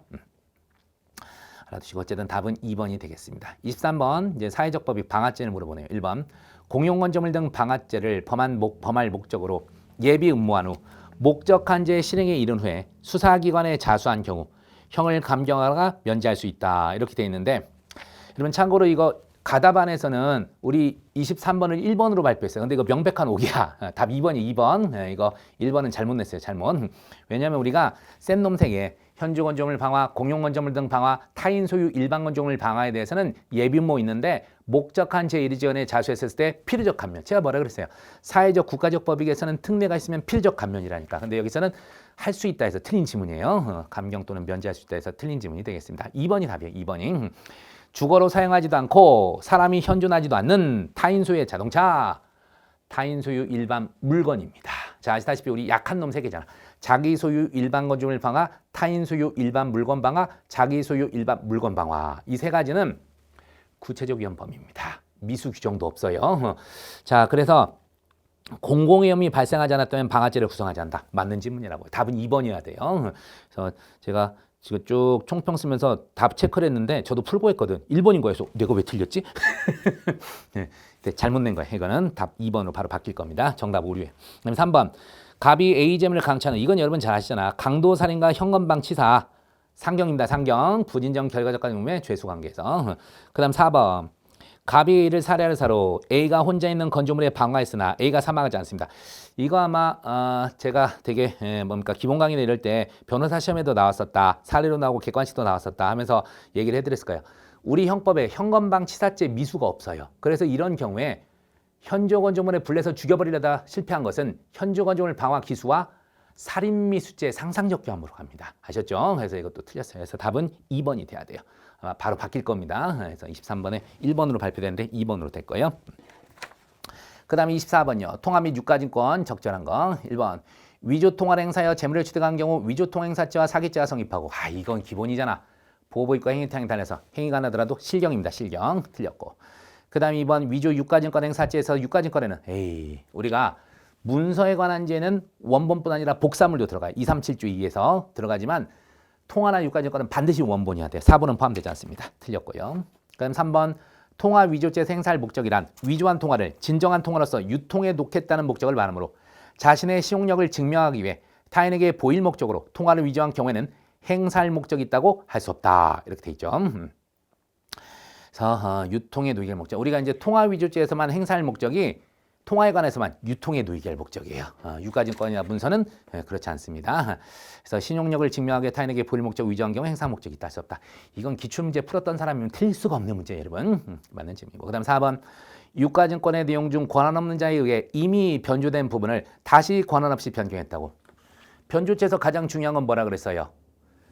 진정한 문서여야 된다고요. 그래서 이미 변조된 것은 변조 구성할 수가 없습니다. 틀렸습니다. 답은 3번. 25번입니다. 문서죄 옳은 거 기억. 주식회사의 대표이사로부터 포괄적인 권한 행사를 위임받은 사람은 주식회사 명의의 문서 작성에 관하여 개별 구체적으로 위임 승낙을 받지 않더라도 주식회사 명의로 문서를 작성할 수 있으므로 이를 두고 자격모형 사무소 작성, 위조에 대한 것으로 볼 수 없다 했는데 애석하게도 포괄적 권한 행사를 위임받았다. 안 돼요. 우리가 이제 개별 구체적 위임은 가능하지만 주식회사 대표이사가 자신의 대표이사 권한을 포괄적으로 이전할 수는 없어요. 왜냐하면요. 여러분 주식회사의 이사는 주주총회에서 뽑습니다. 그리고 대표이사는 이사회에서 뽑아요. 근데 대표이사가 자신의 권한을 포괄적으로 다른 사람한테 이전한다는 것은 이사회의 권한을 자기가 침해해버리는 거야. 그래서 안 돼요. 그래서 개별구체적 위임밖에 안 되는 겁니다. 그래서 만약에 개별구체적 위임도 받지 않고 포괄적 권한 행사를 위임받은 자가 자기를 대표이사로 표현해가지고 주식회사 명의 문서 작성했다면 자격모형 작성 또는 위조가 되는 겁니다. 그래서 이제 자기를 대표이사라고 표현했다면 대표이사 자기 이름 썼으면 자격모형 작성. 그리고 대표이사고 원래 대표이사 이름 썼으면 위조. 이렇게 돼버리는 거예요. 권한이 없는 자입니다. 또 되게 강조했던 판례잖아요. X고. 그 다음에 니은. 위조 사무소 행사는 상대방으로 하여금 위조된 문서를 인식할 수 있는 상태에 둠으로써 기수가 되고 상대방이 실제로 그 내용을 인식하는 것은 아니므로 위조된 문서를 우송한 경우에는 그 문서가 상대방에 도달한 때 기수가 되고 상대방이 실제로 그 문서를 보아야 하는 것은 아니다. 그래요. 인식할 수 있는 상태만 두면 됩니다. 그 다음 디귿이요. 공문서의 작성 권한 있는 A의 직무를 보좌하는 공무원 갑이 비공무원을과 공모하여 행사할 목적으로 허위 내용 기재된 문서 초안을 정을 모르는 A에게 제출하여 결제하도록 하는 방법으로 허위 공문서를 작성합니다. 자, 그러면 이제 작성 권한 있는 A의 직무 보좌하는 공무원 갑이자. 그래서 아시다시피 작성 권한 있는 자를 담당하는 보조 공무원 있죠. 기한 담당 보조 공무원 갑은 허공자 간접 정문이 되는데 결재권자의 결재를 받았으니까 비공무원 을은 33조 본문에 따라 허위 공문서 작성죄 간접 정범의 공범이 성립될 수 있습니다. 근데 여기 뭐라고 돼 있어요? 갑은 허위공문서 작성죄 간접정범이 될 수 있지만 공무원의 신분이 없는 을은 간접정범의 공범이 될 수 없다. 왜 안 돼? 33조 본문에 따라 가능합니다. 틀렸습니다. 그 다음 리얼. 주식회사의 발기인 등이 법령에 정한 회사 설립 요건과 절차에 따라 회사 설립 등기를 함으로써 회사가 성립하였다고 볼 수 있는 경우 회사를 설립할 당시 회사를 실제로 운영할 의사 없이 회사를 이용한 범죄 의도나 목적이 있었다는 이유만으로 공정증서 원본 부실기재죄에서 말하는 불실사실을 법인 등기부에 기록한 것으로 볼 수는 없다. 그러니까 얘가 범죄 목적으로 어떤 회사를 만들긴 했어요. 그렇더라도 상법에 정한 절차와 요건을 갖춰서 상업등기부에 등록을 했어요. 문제 있어 없어? 없어요. 의도는 범죄 목적이더라도 일단 회사 설립 자체는 어떤 상법 등 법률 규정에 위반해서 설립된 게 아니에요. 그렇기 때문에 허위사실이 기재된 거 아닙니다. 불실사실 기재가. 해서 공정증서 원본 부실기재 성립하지 않는다는 거 기억하시고요. 답은 옳은 것이 니은과 리을. 그래서 답 3번이 되겠네요. 3번. 자, 26번 갑니다. 공무방해. 가장 적절한 것은 1번 형법 136조에서 정한 공직방죄는 직무를 집행하는 공무원에 대해 적법한 직무를 집행한 공무원이겠죠. 폭행협박이 성립하는 범죄로 구체적으로 직무집행이라는 결과가 발생할 수 유하지 않다. 이거 허구한 날 얘기했잖아. 단순공직방과 위계공직방 구별해서 단순공직방은 직무집행 방해 결과도 필요 없어, 방해 의사도 필요 없어. 하지만 위계공직방은 방해 결과 필요해, 방해 의사 필요해. 정말 많이 강조했죠. 맞는 질문이고. 그 다음에 2번 공용서류 등 무효죄에서 공무소에 사용한 서류 기타 전자기록에는 반드시 공문서에서 요건을 꼭 갖춰야 돼요? 아니야. 공용, 공무소에서 사용하는 이런 뜻이에요. 그래서 공문서로서 효력이 생기기 이전의 서류, 정식의 접수 및 결제 절차를 거치지 않은 문서, 결제 상신 과정에서 발휘된 문서 이런 것도 다 포함이 됩니다. 됐고. 그 다음에 3번 타인의 소변을 마치 자신의 소변인 것처럼 수사기관에 건네주어 필로폰 음성 반응이 나오게 한 경우 수사기관의 착오를 이용하여 적극적으로 피의 사실에 관한 증거를 조작한 것이므로 이 정도 되면 위계 공직방해죠. 충분한 심사라더라도 야 이거 바꿔친 걸 어떻게 파악을 합니까? 그래서 이거는 충분한 심사라더라도 충분한 수사라더라도 밝혀낼 수가 없어요. 이것은 적극적 위계한 공직방해 맞습니다. 그다음 4번 공무상 표시무효죄는 공무원이 직무에 관해 실시한 봉인 또는 압류 기타 강제처분의 표시를 적극적으로 손상은닉 기타 방법으로 효용을 해야 하는 것을 요건하는 범죄죠. 부작위로난데요. 우리 어떤 거 있어요? 골프장 영업자가 이거 압류되는데 압류 표식 등이 돼 있는데 별다른 조치를 하지 않아서 손님들이 이제 갖고 다니는 클럽 이런 걸로 인해서 이제 손괴가 되게 한 거죠. 부작위한 공상 빈 표시 무효 인정됐던 사례가 있습니다. 틀렸습니다. 부작위로도 범할 수 있어요. 자, 형법 마지막 문제 27번입니다. OX 기억. 그치, 이게 안 나오면 섭섭하지. 우리가 증거유지에서 증거에 정상 참작 사유로 사용하는 증거도 포함된다는 최신 판례. 그래서 범죄 또는 징계 사유의 성립 여부에 관한 것뿐 아니라 형 또는 징계 경중에 영향을 미치는 정상을 인정하는 데 도움이 될 자료까지도 증거유지죄 증거에 포함됩니다. 그 다음 니은 자신이 직접 형사처분을 받게 될 것을 두려운 나머지 자기의 이익을 위하여 증거가 될 자료를 은닉하였다면 증거 은닉죄에 해당하지 않고 제3자와 공동하여 그런 행위를 했더라도 마찬가지다. 이렇게 돼 있죠. 자, 어쨌든 자기 이익을 위해서 했다면 그것이 다른 공범자 또는 제3자의 증거를 은닉하는 결과가 되더라도 증거 은닉 안 된다는 거 너무나 유명하고 그 다음에 디귿 모해위증죄에서 참 이거 대단하네. 이게 올해 변호사 시험 1차에서도 1차가 아니라 변호사 시험 선택형에서도 나왔고요. 작년 법원행시 2차 사례에서도 이게 나왔고 제가 이거 되게 요새 강조하는데 학계에서 계속 이게 트렌드 돼서 나오거든. 우리 시험에도 나왔네. 모해 위증에 있어서 가비를 모해할 목적으로 그러한 목적이 없는 을에게 위증을 교사했어요. 공범 종속성에 관한 일반 규정인 31조 1항이 공범 신분 관한 33조 단서의 우선 적용 거꾸로 썼지. 33조 단서가 31조 1항에 우선하여 적용되기 때문에 정범이 단순 위증임에도 불구하고 교사자에게 모해 목적 위증 요소가 성립되는 사례. 틀렸습니다. 그래서 거꾸로 써놨어요. 결론을 맞춰놨는데 과정을 꺼내서. 옛날에는 우리 이런 시험 안 냈잖아. 결론만 틀리게 내고 과정을 틀리게 낸 적 없었는데 이것도 바꿔 넘겨요. 그 다음 리얼입니다. 갑이 자신을 무고하기로 을과 공동하고 공모하고 이거 앞에 나왔던 거 아니에요 여러분? 자기 공모. 그래서 앞에서 봤던 것 같은데 이게 또 나온 것 같네. 그러니까 이제 공공 관련해서 당황스럽네. 어쨌든 자기 자신을 무고하기로 을과 공모하고 공동의사에 따라 을과 함께 자신을 무고했는데 그래서 자기 무고는 구성계당성이 없으니까 무고죄 공동정범이 성립되지 않죠. 그래서 앞에 잠깐 봤던 것 같은 그런 생각이 들어서 아니었나? 갑자기 그래서 우리가 똑같은 걸 겹치긴 않았는데 제가 그냥 그저께 문제 풀다가 봤던 거 지금 생각났나 보다. 어쨌든 외우시면 되겠어요. 이건 뭐 너무나 쉬운 거라서. 그래서 OX에서요. OOXX 답은 2번이 되겠습니다. 자, 28번 갑시다. 불신검문 이제 형사송법과입니다. 참 우리 지난 2차 때는 형소도 겁나 어려워가지고 참 괴로웠는데 이번엔 뭐 거의 판례로 깔았어요. 물론 판례 조문도 들어간 것도 있긴 있지만 좀 쉬웠습니다. 전체적으로.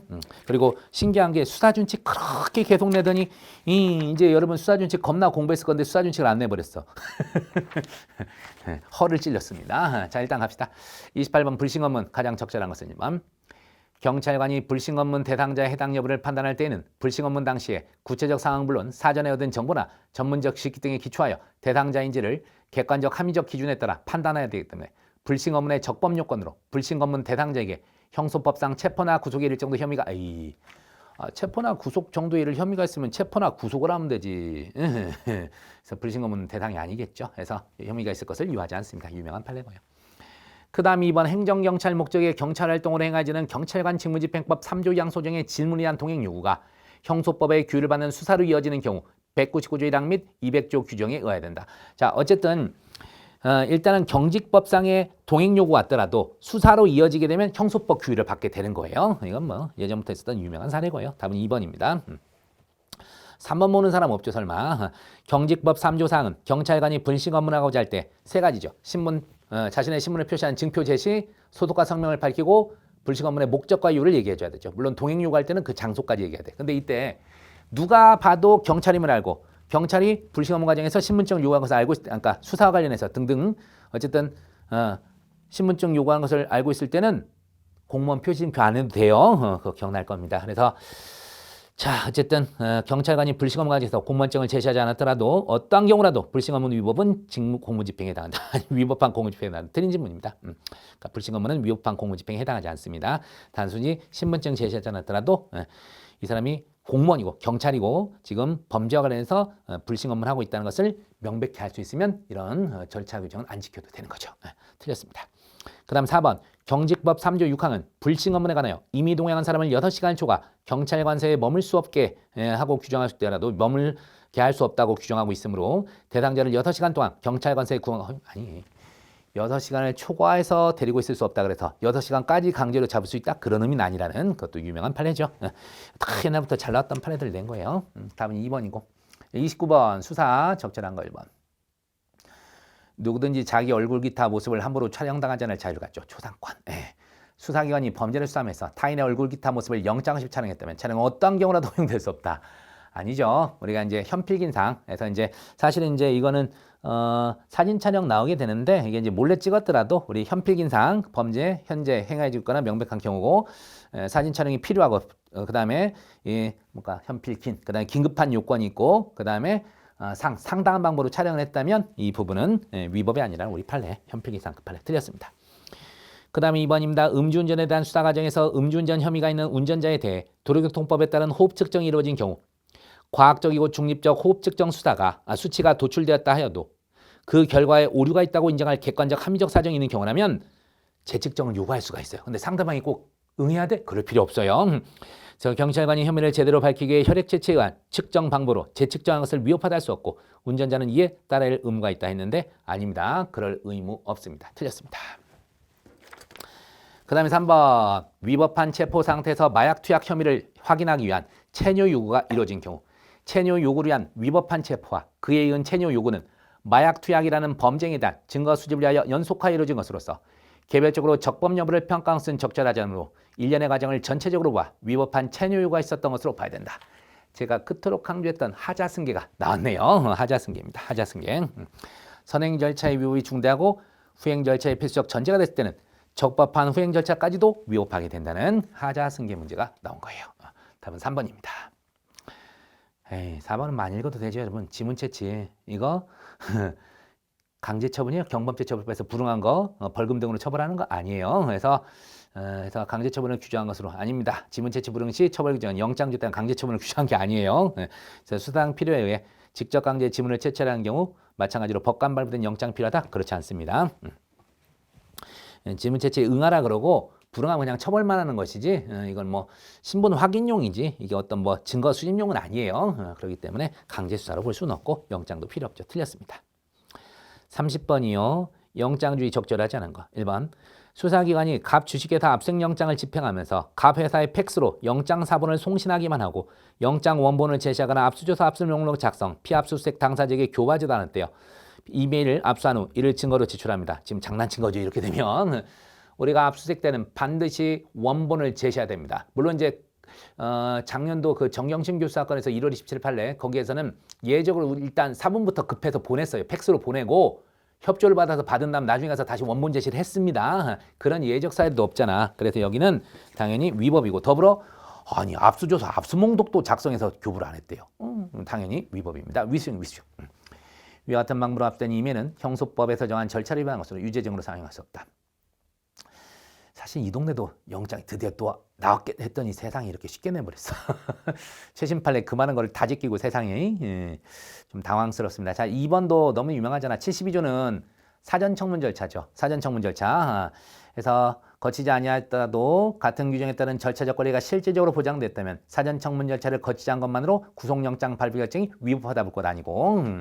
그 다음 3번 88조. 피고인을 구속한 때 즉시 공소사실 유지와 변호인 선임할 수 있음을 알려야 된다고 규정하고 있는 바 사후 청문 절차에 관한 규정으로 자 우리 88조 사후 청문 절차는 거치지 않았더라도 영장에 전혀 효력에 영향이 없죠. 네, 그렇습니다. 그래서 영향을 미치는 것은 아니다. 그렇습니다. 그러니까 원래 72조 사전청문 절차를 거치지 않으면 구속영장 발부가 위법이에요. 근데 이제 여기 이번에 있는 것처럼 이례적으로 그런 절차적 권리가 실질적으로 보장됐다면 사전청문 절차 거치지 않은 것으로 바로 위법하다 볼 것은 아니고 이게 이제 하자치유가 되는 거예요. 원래는 72조 사전청문 절차 위반하면 구속영장 발부는 위법이에요. 하지만 3번의 것처럼 88조 사후청문 절차를 거치지 않은 것은 구속영장 효력에 전혀 영향이 없습니다. 그 다음 4번. 자, 211조 2항 3항 위반 압수영장을 발부하지 않냐고 즉시 반환하지 않은 압수물은 유죄증으로 사용할 수 없어요. 여러분 영장주의 위반한 것은 증거동의 대상이 아니죠. 그래서 피고인 변호인이 증거로 동의했다면 증거를 할 수 있다. 땡. 네. 삼척동자라도 할 수 있는 문제. 자, 그 다음 31번 현행범 체포 OX 기억.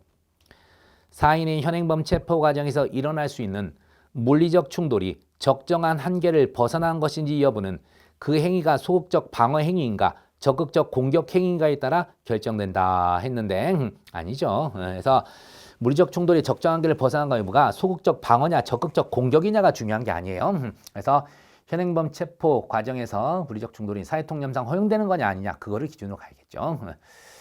자, 틀렸습니다. 그러니까 현행범 체포에 필요한 거냐 아니냐 그거를 기준으로 해야지 소극적 방어냐 공격적 방어냐 공격이냐에 따라 결정되는 건 아닙니다. 그 다음에 니은 211조 1항 현행범으로 규정한 범죄를 실행하고 난 직후의 사람이라면 범죄 실행을 종료한 직후의 범이라는 것이 이번은 맞게 나왔네. 체포하는 자의 입장에서 볼 때 명백한 경우를 말합니다.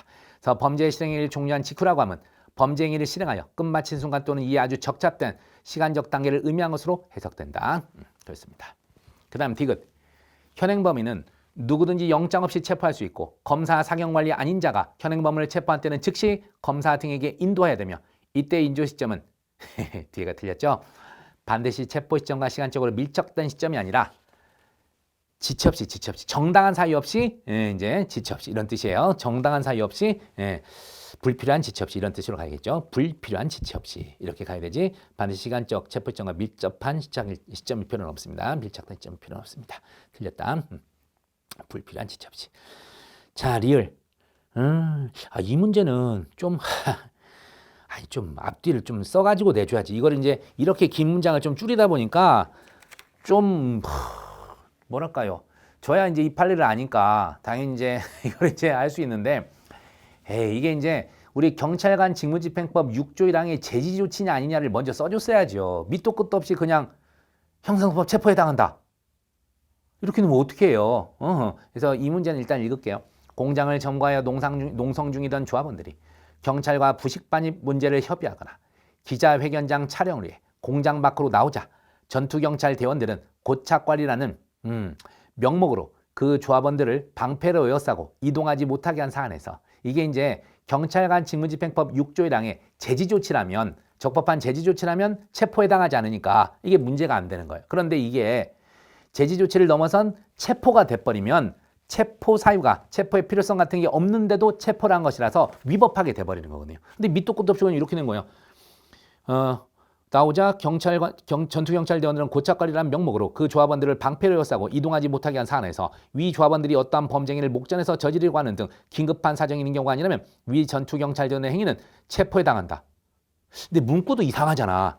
앞뒤 문구도. 그럼 원래 틀렸다고 했는데 맞는 지문이에요. 그래서 결론적으로 긴급한 사정이 있는 경우가 아니라면 한마디로 제지 조치가 필요한 그런 긴급한 사정이 있는 경우가 아니라면 위 전투경찰들의 행위는 형사소송법상 체포지 단순한 경직법 6조 1항의 제지 조치가 아니라는 거예요. 그래서 위법한 체포가 됐던 그런 사례입니다. 근데 아무리 읽어봐도 이게 경직법상의 제지 조치계 아니면 형사소송법상의 체포계 이거를 묻는 걸 어떻게 구별합니까, 여러분이? 그래서 저야 이제 이걸 딱 보고 이거 그치 불법 체포지 체포에 당한다. 근데 아무리 문장을 읽어도 제지 조치란 말이 하나도 안 나오는 거예요. 이건 조금 문제를 좀 그 문장이 이렇게 길었던 거를 어쨌든 이 박스에서 지금 이 페이지를 안 넘기려고 막 지금 컨트롤 N하고 다다다다 치는 느낌이 나. 그래서 이것도 이렇게 문장이 줄어 있잖아요. 그러니까 문장이 길었는데 그걸 막 빼고 이것저것 하다 보니까 이상하게 만들어진 거야. 이건 사실은 조금 문제 출제자 좀 잘못 낸 거야. 비교 대상이 좋아져. 체포인지 제지 조치인지 구별해서 물어봐야죠. 그래서 이건 여러분들 좀 그랬을까. 근데 다행히 우리 OX 지문에서 앞에 XOX만 찾으면 니을은 몰라도 그냥 답이 풀리는 거였어요. 그래도 그나마 답은 찾을 수 있었을 건데 좀 문제 잘못 냈어요. 이거는 솔직히 그렇습니다. 답은 4번입니다. 이게 경찰관 직무집행법 6조에 해당의 제지조치가 아니라 형사송법상의 체포예요. 그러니까 체포의 필요성을 못 갖춘 채 제지조치라는 일환으로 체포를 했기 때문에 위법체포가 됐던 그런 사례입니다. 자, 32번이요. 적절하지 않은 거. 접경유통 관련해서 1번 변호인은 접경유통한 상대방인 신체 구속을 당한 사람이 변호인을 자신의 범죄 행위 공범으로 가담시키려고 하였다는 등의 사정만으로 변호인의 신체 구속을 당한 사람과의 접경유통을 금지한 것은 정당화될 수 없다는 게 우리 판례죠. 우리가 변호인의 접경유통, 또 체포 구속된 피의자 피고인의 접경유통, 다보다 법률이나 법령에 의해서만 제한이 가능합니다. 그래서 그게 또 답이야. 자, 2번 갑시다. 형소법 3, 4조에 따르면 변호인 되는 자는 신체 구속을 당한 피고인, 피의자가 접견 서류 물건을 수수, 의사를 검 진료하게 할 수 있으므로 변호인 되려는 의사 표시한 자가 객관적으로 변호될 가능성이 있다면 신체 구속을 당한 피고인, 피의자가 접견하지 못하도록 제한해서 한대. 자, 이 사례에서 우리 판례가 뭘 인정했죠? 변호인 되는 자의 접경유통권, 헌법상 보장된 변호인의 변호권서 보장되는 데서 헌법상 기본권까지 인정했던 사례예요. 그럼 3번. 변호인의 구속된 피고인, 피의자와 접경교통권은 피고인 또는 피의자 자신이 가지는 변호인과의 접경교통권은 성질을 달리한 것으로 헌법상 보장된 권리라 할 수 없으므로 아니라니까. 변호인의 구속된 피의자, 피고인 설령 이제 예전 판례에 따라 그래 형사송법상 권리라 합시다. 그 판례도 폐기된 건 아니까 언제 재판, 언제 결정 내가 그렇다 쳐도 수사기관의 처분 등에 의해서 이를 제한할 수 있으면 안 된다니까. 반드시 법령에 의해서만 제한이 가능하다고요. 거꾸로 써놨어요 지금. 그랬으니까 예전 판례는 변호인의 체포 구속된 피의자, 피고인과의 접경유통권은 형사송법상 권리라 그랬어요. 그럼에도 법령에 의한 제한만 가능하다 그랬거든. 이제 그거를 냈다면 헌법상 보장된 권리라 할 수 없음으로 맞겠지만 뒤에가 틀린 거예요. 근데 바로 위에 있는 변호인 되려는 자의 접경유통권 그거를 생각하면 이제 이것도 헌법상 기본권으로 봐야 될 소지가 있어요. 사실은. 근데 어쨌든 법령에 의해서 제한 가능성 아니다 해서 틀린 지문이에요. 법령으로서만 제한할 수 있습니다. 4번입니다. 변호인의 조력을 받을 권리를 보장하는 목적은 피의자 또는 피고인의 방어권 행사를 보장하기 위한 것이므로 변호인의 조력을 받을 기회가 충분히 보장됐다고 인정할 수 있는 경우에는 미결 수용자 또는 변호인이 원하는 특정 시점에 접견이 이루어지지 못하였다 하더라도 그것만으로 곧바로 변호인의 조력을 받을 권리가 침해되었다고 단정할 수는 없다. 그렇죠. 특정 시점에 접견이 이루어지지 못했더라도 바로 조력을 받을 권리 침해된 건 아니야. 사실상 접견교통이 침해되지 않았다고 볼 수 있는 그런 사정이 있다면 괜찮으니까요. 그렇습니다.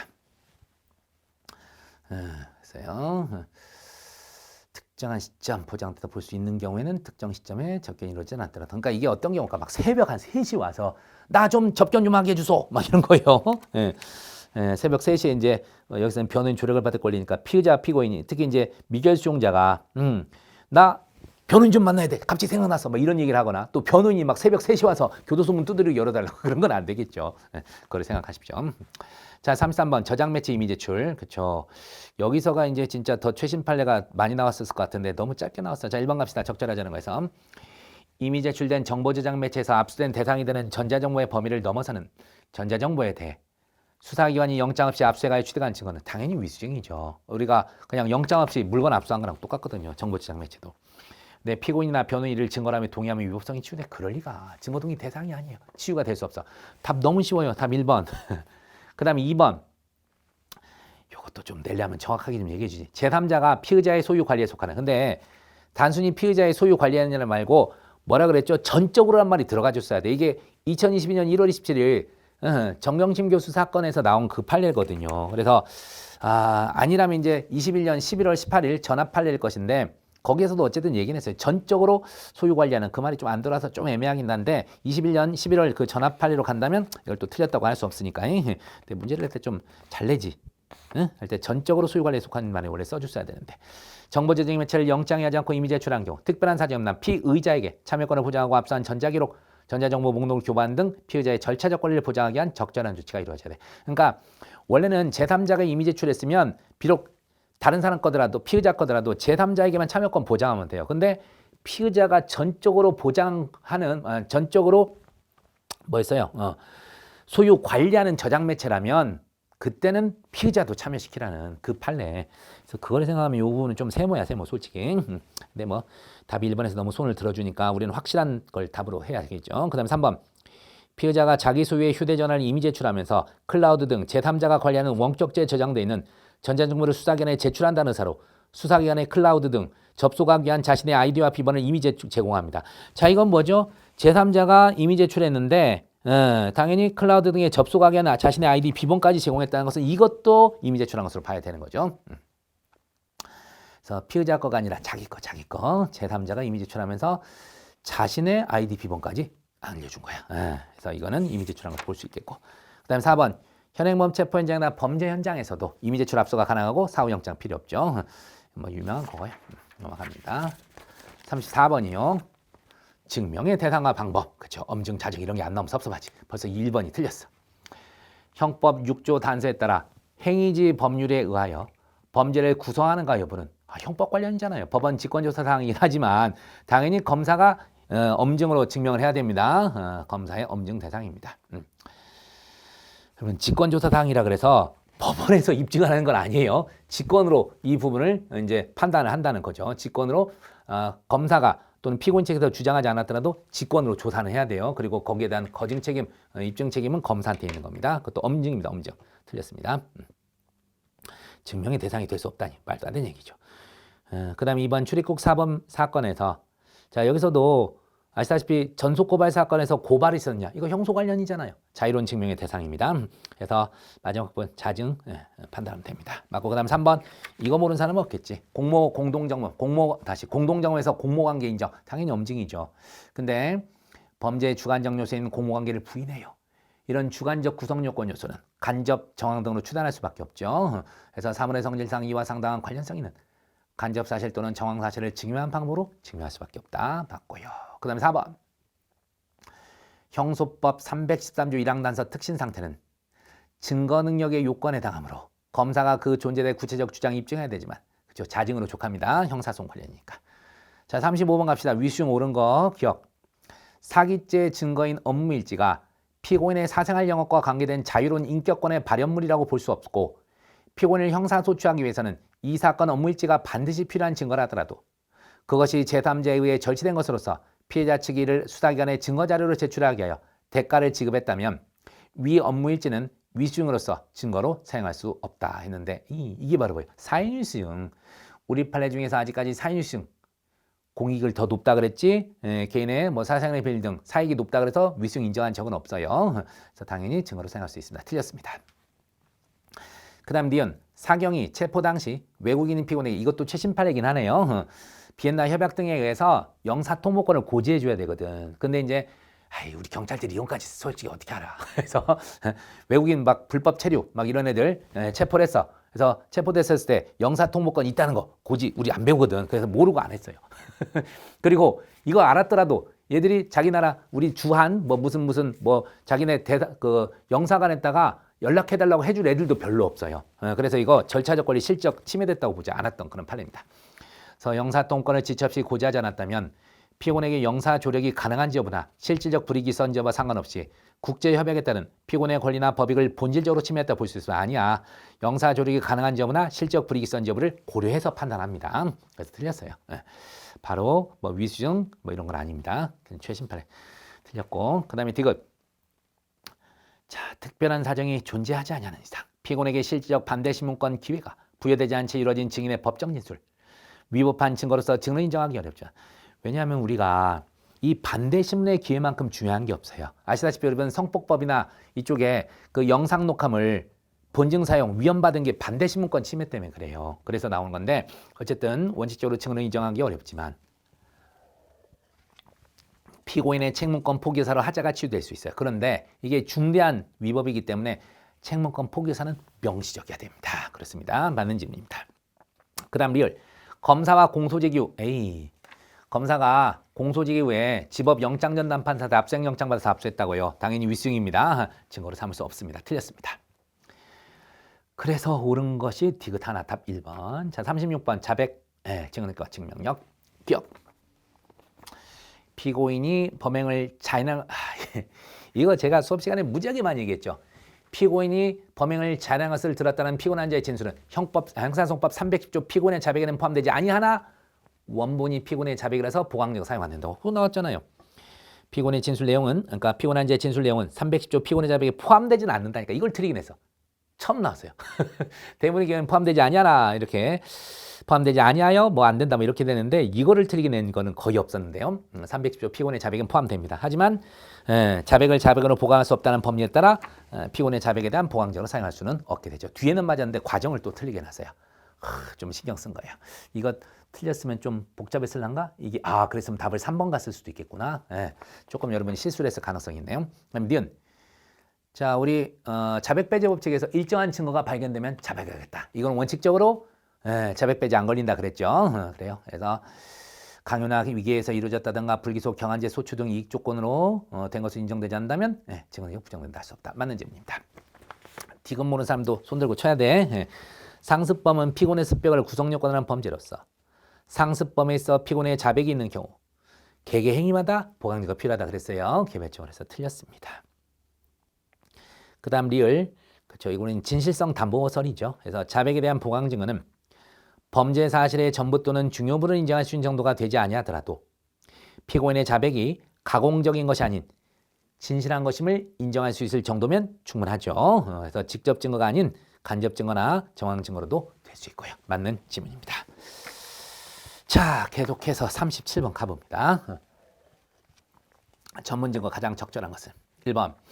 제1심에서 피고인에 대하여 무죄 판결이 선고되어 검사가 항소한 후 수사기관이 항소심 공판기일에 증인으로 신청하여 심문할 수 있는 사람을 특별한 사정 없이 미리 수사기관을 소환하여 작성한 진술조서, 증언번복 진술조서 시리즈 4탄이잖아요. 그래서 항소심에서 증언할 증인을 미리 불러다가 참고인 진술조서 작성했을 때도 우리 판례는 당사자주의, 공판중심주의, 직접심의주의, 공정한 재판을 받을 것을 침해하여 얻은 조서로 보죠. 그래서 피고인이 증거라며 동의하지 않는 한 증거로 생각할 수 없다. 그 사례입니다. 그래서 여기서도 자, 피고인이 증거를 할 수 있으면 동의하지 않는 증언이 없지만 참고인이 법정에 증인으로 출석 진술조서에 안 돼. 312조 상에 적실반특 요건 갖췄더라도 증언은 인정 안 됩니다. 증거 동의 없으면 안 돼요. 틀렸습니다. 그 다음에 2번. 피고인의 진술을 피고인 아닌 자가 녹음합니다. 자, 그럼 이게 뭐가 되죠? 313조 1항 단서가 적용되죠. 그래서 누가? 녹음자가 성립의 진정을 인정하고 특신상태 인정되면 돼요. 근데 여기 뭐라고 돼 있어요? 네 번째 줄 313조 1항 단서에 따라 공판준비 공판일에서 진술자인 피고인의 진술에 아니야 녹음자예요. 녹음자. 그래서 진술자인 피고인의 진술에서 진술된 것임이 증명되고 틀렸습니다. 그래서 녹음자자. 녹음자. 우리가 이제 313조 1항 단서에서 작성자라고 되어 있는데 녹음의 경우에는 녹음한 사람이에요. 그 다음 3번 피고인 아닌 자가 수사 과정에서 진술서를 작성했지만 수사기관이 조사 과정을 기록하지 않았대요. 아시다시피 여러분 수사 과정에서 작성된 것이면 명칭유화 불문하고 312조 1항부터 사항 적용하죠. 그래서 여기서는 피고인 아닌 자가 수사 과정에서 진술서를 작성했으니까 312조 5항 타고 312조 4항으로 갑니다. 참고인 진술조서입니다. 참고인 진술조서. 그러니까 조사 과정을 기록해야 돼요. 이사사조의 사망 1항에서 정한 절차를 위반한 경우에는 특별한 사정이 없는 한 적법 절차와 방식에 따라 수사 과정에서 작성된 진술서가 아니죠. 증언은 인정할 수 없습니다. 맞는 질문입니다. 이것도 제가 되게 강조했잖아. 이거 계속 나온다. 또 나왔어. 답에. 그 다음 4번. 316조 2항이 뭐죠? 피고인 아닌 자의 진술이 피고인 아닌 타인의 진술을 포함하고 있죠. 참고로 여러분 316조 동내에서 피고인 아닌 자에는 당해 피고인만 아니면 돼요. 그래서 당해 피고인과 공범관계건 공범관계 없던 간에 무조건 다 제3자 타인입니다. 타인. 피고인 아닌 자요. 자, 쭉 돼 있는데 밑에서 두 번째 줄 봐봐요. 여기서 말하는 피고인 아닌 자라면 공동 피고인이나 공범자를 제외한 제3자가 아니라 당해 피고인을 제외한 공범자나 공동 피고인을 포함한 제3자가 되는 거예요. 틀렸습니다. 답은 3번. 나름 이것도 30번도 좀 신경 썼는데 공부 좀 한 사람이면 틀리진 않았을 것 같고요. 자, 38번이요. 314조 증언응 인정요건 가장 적절하지 않은 거. 1번. 형소법 314조 특신상태의 증명은 참고인의 진술 또는 조서 작성이 특히 신빙한 상태에서 행해졌음에 대한 개연성 갖고는 안 되죠. 형사소송에서 엄증이건 자증이건 확신을 줘야 됩니다. 다. 그래서 뭐 개연성인 정명, 틀렸어. 개연성인 정도의 증명. 이런 계속 얘기하지만 형소법상 입증에는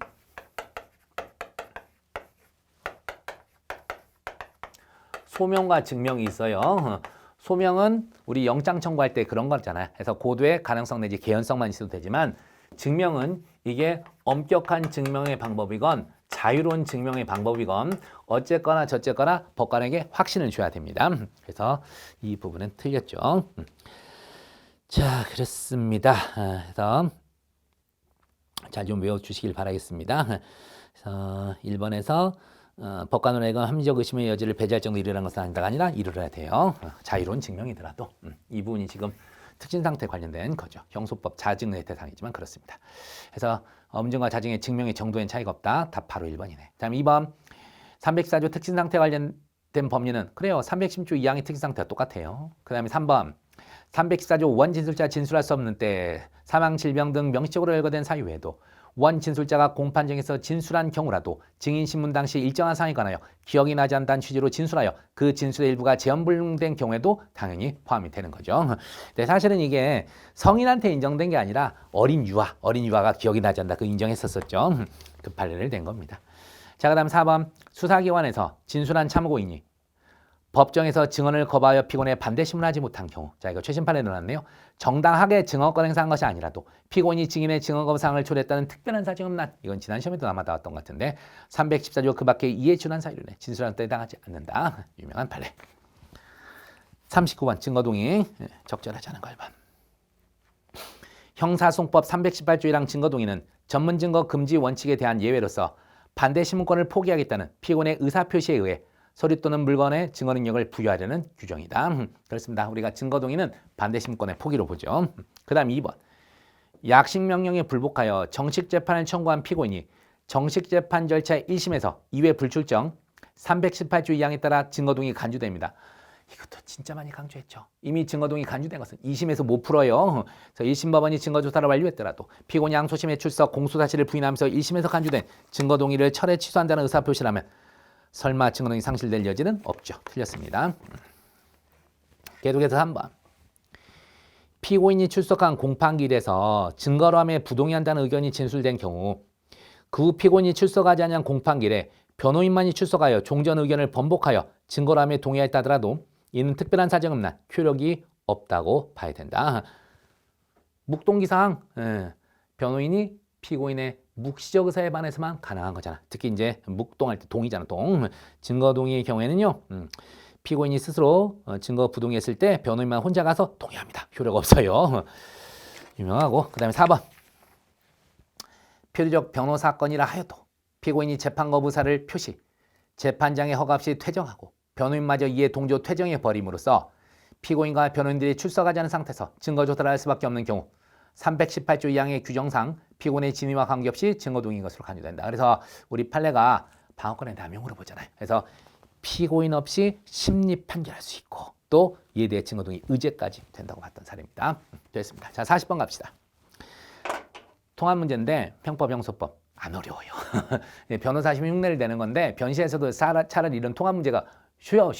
어렵지 않고. 자, 하나씩 가보겠습니다. 친구 사이인 갑일병은 사업가 A의 사무실 금고에 거액의 현금이 있다는 정보를 입수한 후 갑과 을은 A의 사무실 금고에서 현금을 절취하고 합동범의 특수절도 병은 위 사무실로부터 100m 떨어진 곳에서 망을 보기로 모의합니다. 그러면 셋 다 합동범입니다, 여러분. 병이 합동범의 특수절도의 공동정범이 되는 게 아니에요. 합동범의 공동정범이 아니라 현장에서 시간적, 장소적 협동을 한 거야. 그래서 갑을병 셋 다 합동범이 되는 겁니다. 범행 당일 오전 10시경 갑과 을은 A 사무실에 들어가 현금을 절취 망을 보던 병과 함께 도주합니다. 자, 갑을병은 검거되어 절도 혐의로 수사를 받고 공동으로 기소되어 심리가 진행됩니다. 합동범의 특수절도 다 이제 공범인 공피네요. 검사는 경찰 수사 단계에서 작성된 공범 을의 피의자 신문조서를 갑의 범죄 혐의 입증의 증거로 제출하였고 갑은 그 내용을 부인합니다.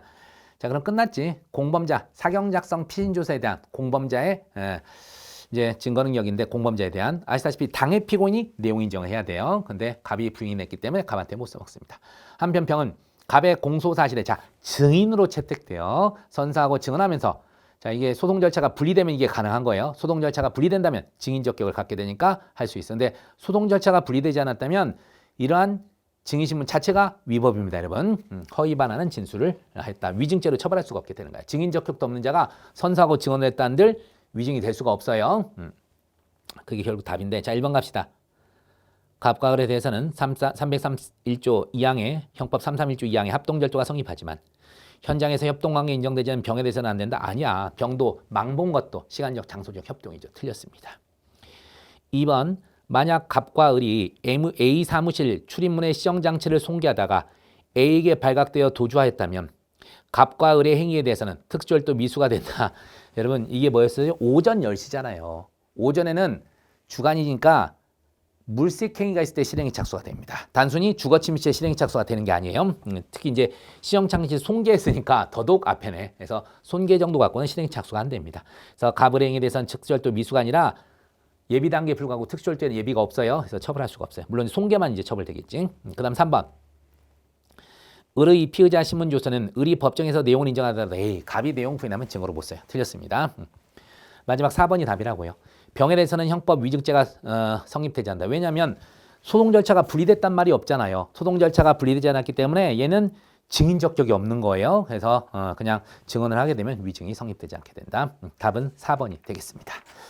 자, 이렇게 해서 여러분 형사법 40문제 다 풀어봤는데 확실히 작년 2차보다는 훨 쉬웠고 하지만 옛날보다는 좀 수준은 높아졌어요. 그러니까 앞으로도 여러분이요 이 정도 수준 맞춰서 공부하면 될 것 같아요. 작년 2차는 이례적으로 이상한 짓을 해서 욕을 엄청 먹었거든. 그래서 막 각 간사들이 막 변호사 시험까지 갖고 와서 막 해설하고 그러는데 쓸데없는 짓 한 거죠 결론. 자, 고생하셨고 전 또 좀 더 좋은 강의로 여러분 마주 또 뵙도록 하겠습니다. 수고하셨습니다.